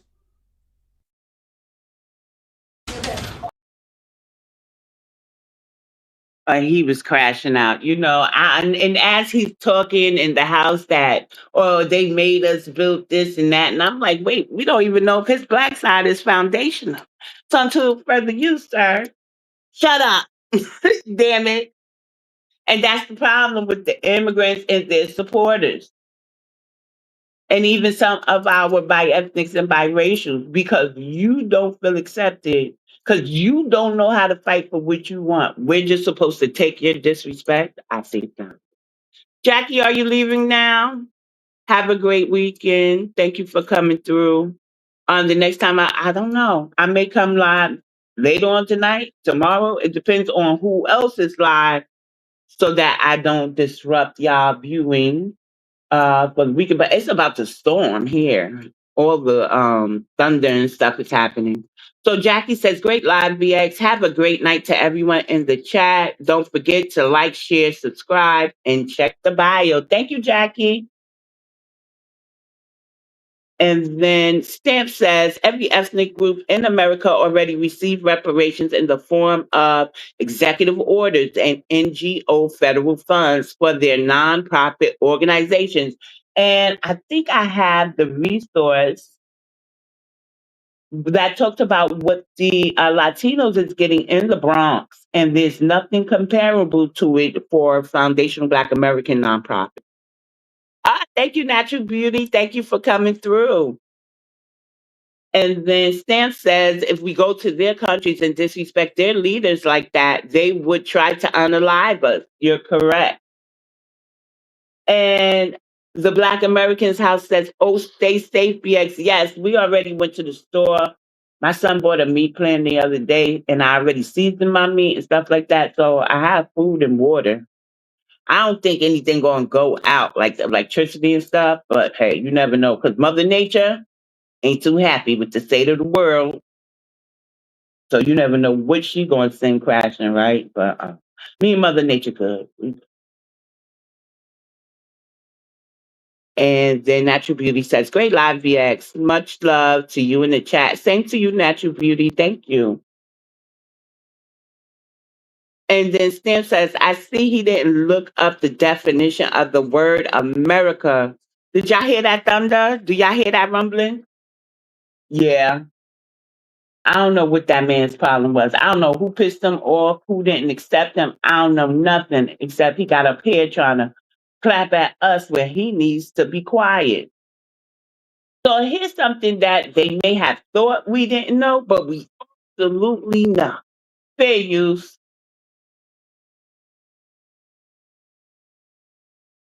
In like Mexicans, there's Mexicans that can't stand black people.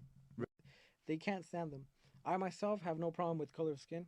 Like I've kicked it with homeboys that are black, and I remember when I was younger, sometimes I was hungry, we didn't have anything to eat, and I had a friend, I can't remember his name, but me and him, like, he was homeless as well.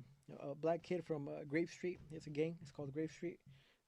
We would go into a Walmart and we would just fill up our stuff. And he's like, you're gonna be the decoy. You're gonna run out and they're gonna chase. There's a lot of racism, bro. Even for us in like Mexicans, there's Mexicans that can't stand black people. They can't stand them. I myself have no problem with color of skin. Like I've kicked it with homeboys that are black, and I remember when I was younger, sometimes I was hungry, we didn't have anything to eat, and I had a friend, I can't remember his name, but It sounded kind of low. So if you didn't hear, he was talking about he doesn't understand why, but some Mexicans just don't like black people.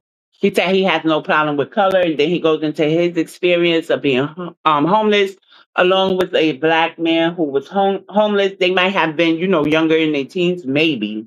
It was kind of low. And they didn't have anything to eat, so they used to steal food and stuff together like that. That there, but that's what he was saying. A lot of Mexicans are just, racist to black people. And Jackie says, just let me know. But it's about the storm there too. Okay, Jackie, I will. You stay safe as well. The Black Americans House says homeboy. I don't remember Mexicans saying that in Mexico, and you not from Little Mexico either. So Black Americans House is a Black American with a passport, y'all. To the tethers who may be viewing the live, just don't want to say nothing because I do check my subscribers list. You know what's so funny? I'm looking at all the pretty melanated faces, and then here goes this little, and I'm like, is this lady white? And if she is, then they always gotta watch what Black Americans are doing. They're the first tethers. Except I don't call them or white folks or Latinos tethers. I primarily call them culture vultures because that's just exactly what they do. So moving on into the next video, I'm gonna get out of here in like 10, 15 minutes. Fair use. No. What is an in knock? Nigger knocking. Yeah, what is that? Going and knocking on a door and running. But why is it nigger knocking? That's what. Why isn't it Caucasian knocking? Why isn't no? Why isn't it Caucasian knocking? Why isn't Asian knocking? Why isn't some other knocking? Why is it called that? I don't know. That's just the way they say it. No, that's the way you say it because that's what you said. That's what they. That's basically. I mean, all right. I don't know what else to tell you. No, I'm just trying to figure out why. Why would you call it that? It wasn't to be racist. The kids just kept knocking and knocking on my door, constantly doing that to me. They live upstairs. I did not touch this kid, and I really don't even want to sit here and plead to say that I did. Oh, you can go. We can have a jury trial. I don't want to do that because he says that's not the best thing to do. No. I just lost. Look, I lost a child. My son was 19 years old, was murdered just 2 years ago. I'm under a lot of stress already. So I'm just trying to get out of this and get it as easy as just what? I'm just stressed out enough. Mm-hmm. All right. So do you want a jury trial? No, I don't. I just want to get this over with, do the probation and whatever I have to do. All right. So what was the race of you asked me that question. If you knew the answer to the question. What is the race of the complainant? Hispanic. Everyone's Hispanic in the instance. Mm-hmm.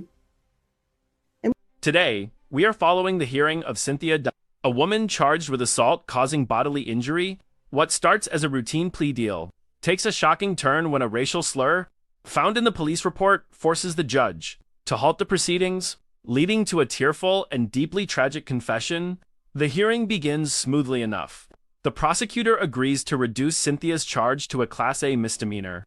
The judge carefully reads the legal admonishments and writes. Noticing that Cynthia looks confused by the legal jargon, the judge patiently pauses to explain in layman's terms her right to withdraw her plea if the court rejects the agreed-upon terms. Once she understands, Cynthia waives her right to a jury trial and accepts the deal: a $500 fine, deferred adjudication probation, and a strict no-contact order with the victim and witnesses. However, Cynthia immediately complains that a woman named Samantha on the no-contact list had previously assaulted her twice. The judge calmly cuts her off, reminding her that today's court session is strictly about her own charges, and outside personal grievances are not on the table. The real drama detonates when the judge reviews the police report to find sufficient evidence for the plea. Suddenly, the judge's eyes lock onto a shocking phrase. She looks up and asks a razor-sharp question. Explain to me, what is an unknock? The courtroom essentially freezes.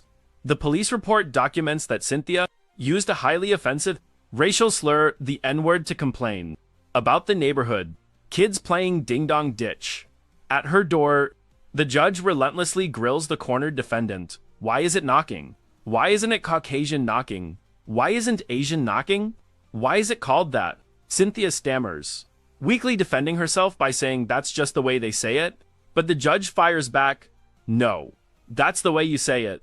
Feeling backed into a corner and humiliated, Cynthia begins to panic. She claims she never touched the kid and doesn't want to plead guilty anymore.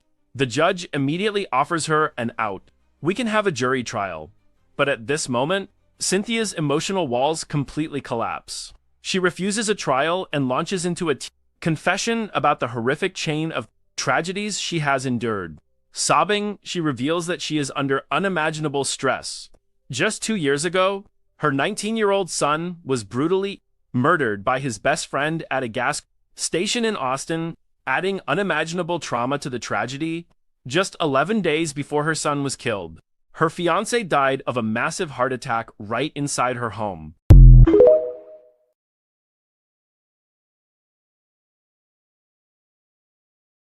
And the crazy part is that lady is a Latino. So all this black and brown and black and Latina, that shouldn't still be in people's vocabulary today.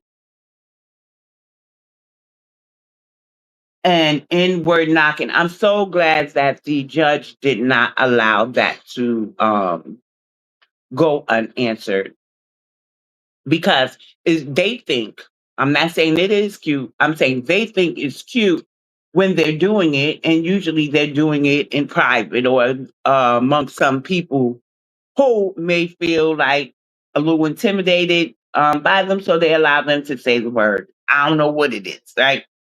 Um, but when they get called out, like called out, especially by somebody in authority, then it's the whole, oh, I'm going through so much stress and stuff like that. So you're stressed, and one of the first things you think to do is say the N word with the hard ER. But we don't go around calling them their slurs.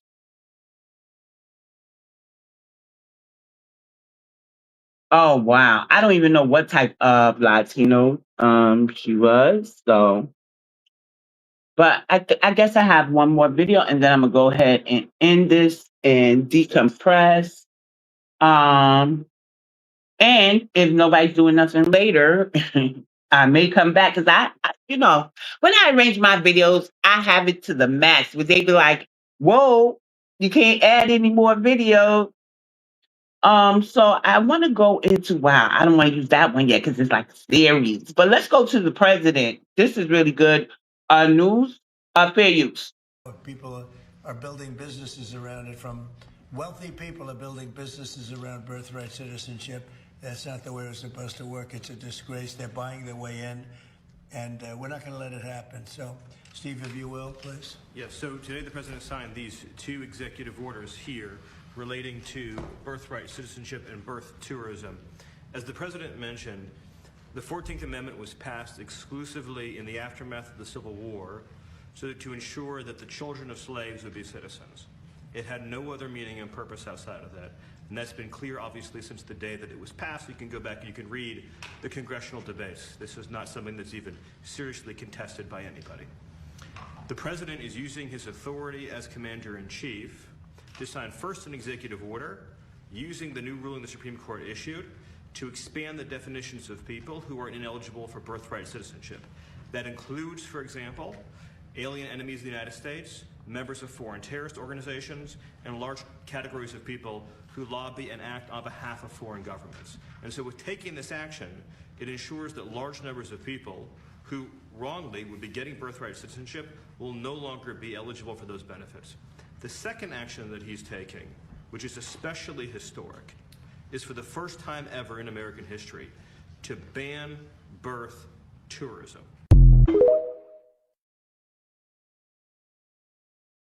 And I love to hear it, because these people have been running amok and they are so entitled. Now, some are saying that it won't fly. Remember, I was upset that the deadline to ask the Supreme Court to review or reconsider their decision had passed, and he did not, submit the paperwork. But then I also said, knowing him, he doesn't like to be defeated, so he probably has um, some tricks up his sleeve. And here goes one. But I'm hoping this ain't like the same video. It's not the same video, but hopefully it's not redundant. But fair use.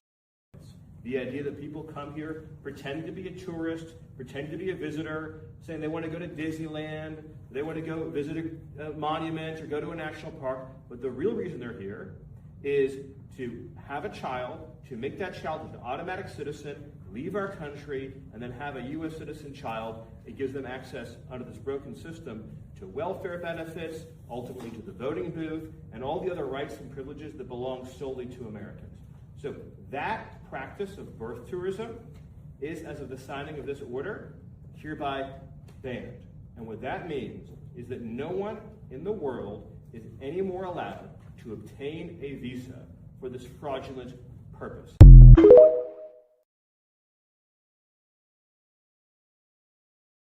Yes, he just signed that natural beauty.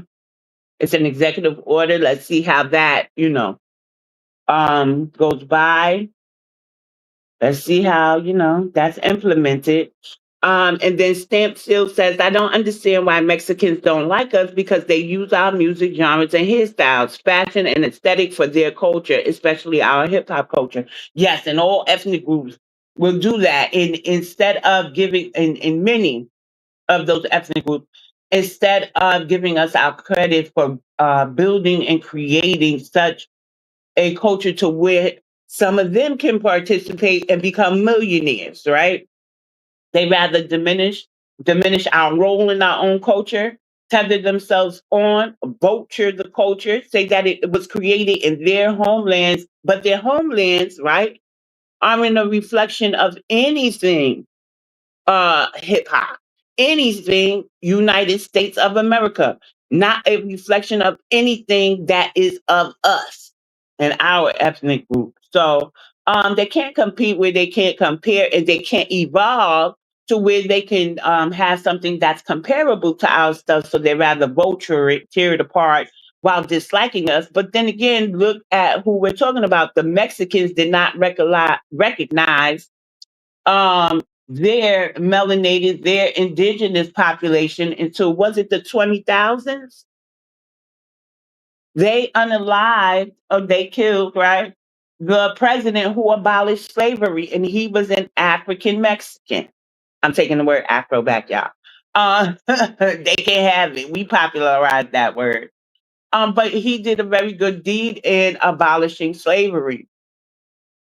And they turned around and unalived him. So yeah, we got to look at the people that we're talking about. So they could very well participate in our culture because they ain't creating most of the thing, right? And still not like us. Why? Because they don't think that we should have the accolades and things of that nature that we have, that we couldn't possibly be that smart enough, creative enough, that to face so much oppression and subjugation and still come out on top. They just don't think that about us. But we show them better than we could tell them, right?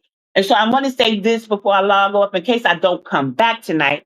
Remember, I talked about the Jamaicans getting their own parade in New York. Well, it's tomorrow. Okay, the parade is tomorrow, August 8th, and they made an announcement. They had to change the area so that they can have more,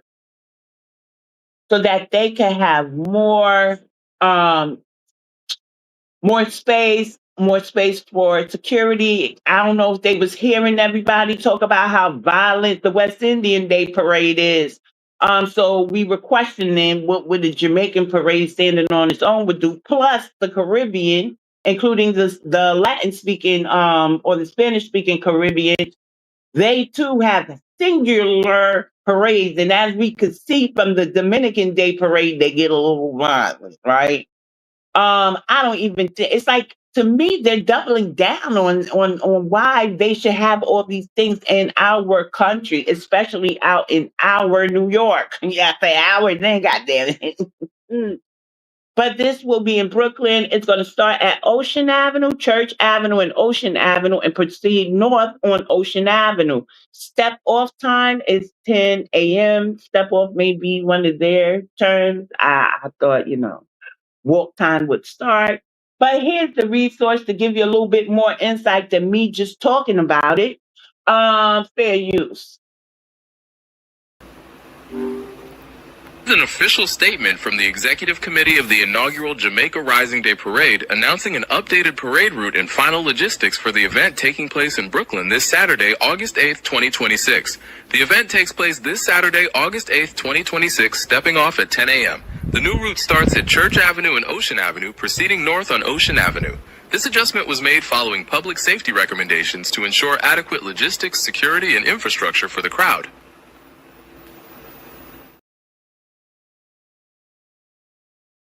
Fair use. TLDR summary. Over the past 20 years, the West Indian American Day Carnival and associated pre-parade Juve celebrations along Brooklyn's Eastern Parkway have seen recurring incidents of gun violence, stabbings, and fatal altercations. While millions attend the festival safely, isolated violent clashes, often linked by the NYPD to gang disputes or personal disputes, have repeatedly occurred along or near the route. Chronology of major incidents past 20 years. 2006, a man was fatally shot and another individual was stabbed along the route during parade hours. 2007, Nathaniel Smith was shot and killed along the parade area alongside a separate reported shooting where a man was wounded in the leg. 2008 to 2010, sporadic non-fatal altercations and minor slashings were recorded near Eastern Parkway during late-night Juve gatherings. 2011, pre-dawn Juve and post-parade events took a heavily violent turn, resulting in 1 murder, 5 separate shooting victims, and 3 stabbing victims across Crown Heights. Note, Council member Jumani Williams was also briefly detained during a dispute with officers on a closed sidewalk. 2012, 2 people were fatally stabbed and 2 others were shot in separate incidents following the conclusion of the parade. 2013, 2 men were killed and 3 others wounded in multiple independent shooting incidents around the festivities. 2014, a 55-year-old man was shot and killed during the pre-dawn Juve celebration, accompanied by additional non-fatal knife disputes. 2015, high-profile violence erupted during Juve when 43-year-old Carrie Gabay, first deputy counsel to former New York Governor Andrew Cuomo, was caught in gang crossfire and shot in the head. He died 9 days later. A separate fatal stabbing also occurred that morning. 2016, despite doubled NYPD presence, security checkpoints, and light towers, 2 people were killed, including 22-year-old Tiara Poyao and 17-year-old Tyreek Borrell, and 5 others were wounded during Juve and parade hours.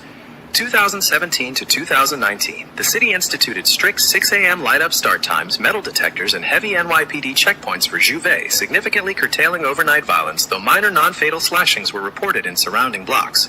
2020 to 2021, official parades and Juve celebrations were canceled by the city due to the COVID-19 pandemic. 2022, isolated non-fatal knife fights and physical altercations occurred as official street parades resumed full scale. 2023, 1 male accidentally shot himself at Eastern Parkway and Franklin Avenue, while another fight at 1187 Eastern Parkway resulted in 1 shooting and 2 stabbing slashings. 2024, a gunman fired directly into a crowd along the parade route near Franklin Avenue, striking 5 people. Denzel A. Chan, a 25-year-old visitor, later died from his injuries. As crowds dispersed late in the afternoon, multiple post-parade shootings and slashings across 4 Crown Heights locations left 6 people shot, including a 14-year-old boy, and 2 people slashed, stabbed. Credible sources references: New York City Police Department or NYPD, crime briefings, the New York Times Archives, Associated Press or AP, CBS New York, Fox 5 New York, New York Amsterdam News, NYPD Patrol Services Bureau Public Reports. No, Nigeria is not in trillions of dollars of debt. According to the Debt Management Office of Nigeria, the total public debt was around... So yeah, that I have that resource there. So I want to say this. We have some people who may want to go and partake in the Jamaican Day Parade, but did you hear all that violence at the West Indian Day Parade? Stay way, way, way, way, way, way, way out of the sight of anybody doing anything until we see what type of precedent they are going to set into our by ethnics. I'm with the man on the right that says, you not black, you Jamaican. But I ain't with the one who says you not Jamaican, you a Yankee. You are by ethnic and you're perfectly you, and tomorrow half of you will be celebrating your culture in America where there might be violence, like there is every other West Indian Day parade. Be safe. In Jamaica, we'll be watching. Like we're an open book. You are an open book too. And we are reporting on your fuckery. Because you are in our fact messing and skewing things up for us. We're not doing that anymore. I like to say thank you to everybody who came out to sit with me today and engaged in the content, enjoyed the content. Y'all go ahead, like, share, and subscribe if you haven't already. Check out my calls to actions for foundational Black Americans. Also check out my other ventures, collaborations, other appearances, and ways to monetarily support the platform through Venmo, PayPal, and Cash App. Also, I may come back later on tonight because I have a slew of videos. I just be putting these things together in my mind. I don't really write notes. I just what I call freestyle. My monologues, y'all. And sometimes they hit my little corny jokes, but I love y'all for real. And I love the way you engage with me and the platform. Also, I'm going to say this. Because they have the Dominican Republic parade, one in the Bronx, one in Manhattan. We see how that turned out. They have the Panama, the Guyanese, and Puerto Rican Day Parade. And now they got the Jamaican Day Parade. So what is the use of the violent ass West Indian Day Parade? That's actually on Labor Day, which is actually for A. Philip Randolph and our Pullman Porters and the work that they did to establish the unions and things of that nature. So I'm with this lady here when she says this, and then I'm gonna just hit end. I love y'all for real. I'm going to say it since no one is going to say it. Cancel this whole Dominican Day parade shit. Because you motherfuckers don't know how to act. Okay? All right.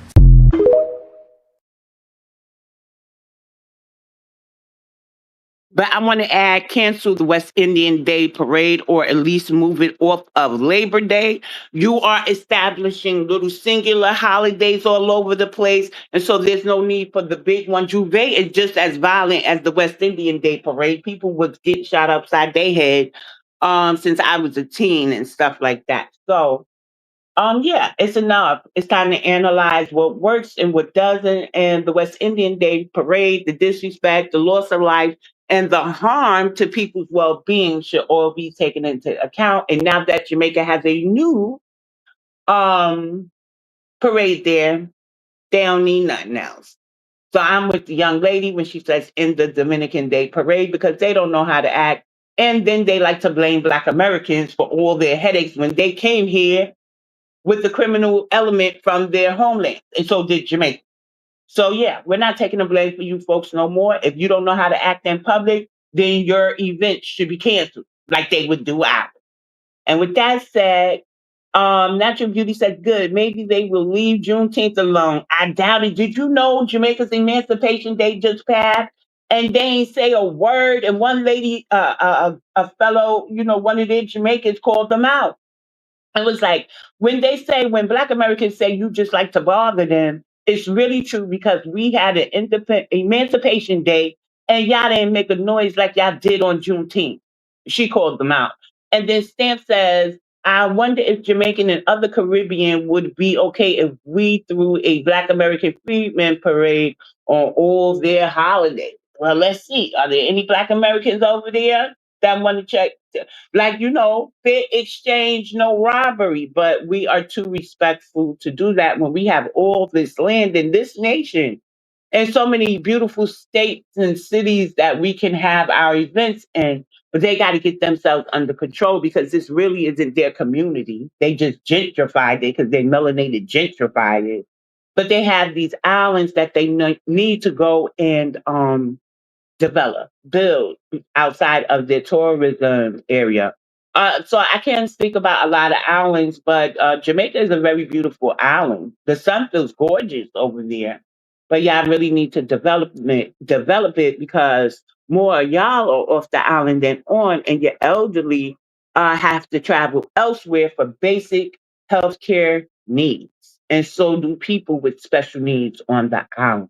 And I showed that in the previous video. But I got to get out of here. I love y'all for real. If I come back later, it'll be late night. And y'all can listen to me until y'all fall asleep. Because sometimes I do that with other lot. Be one, family.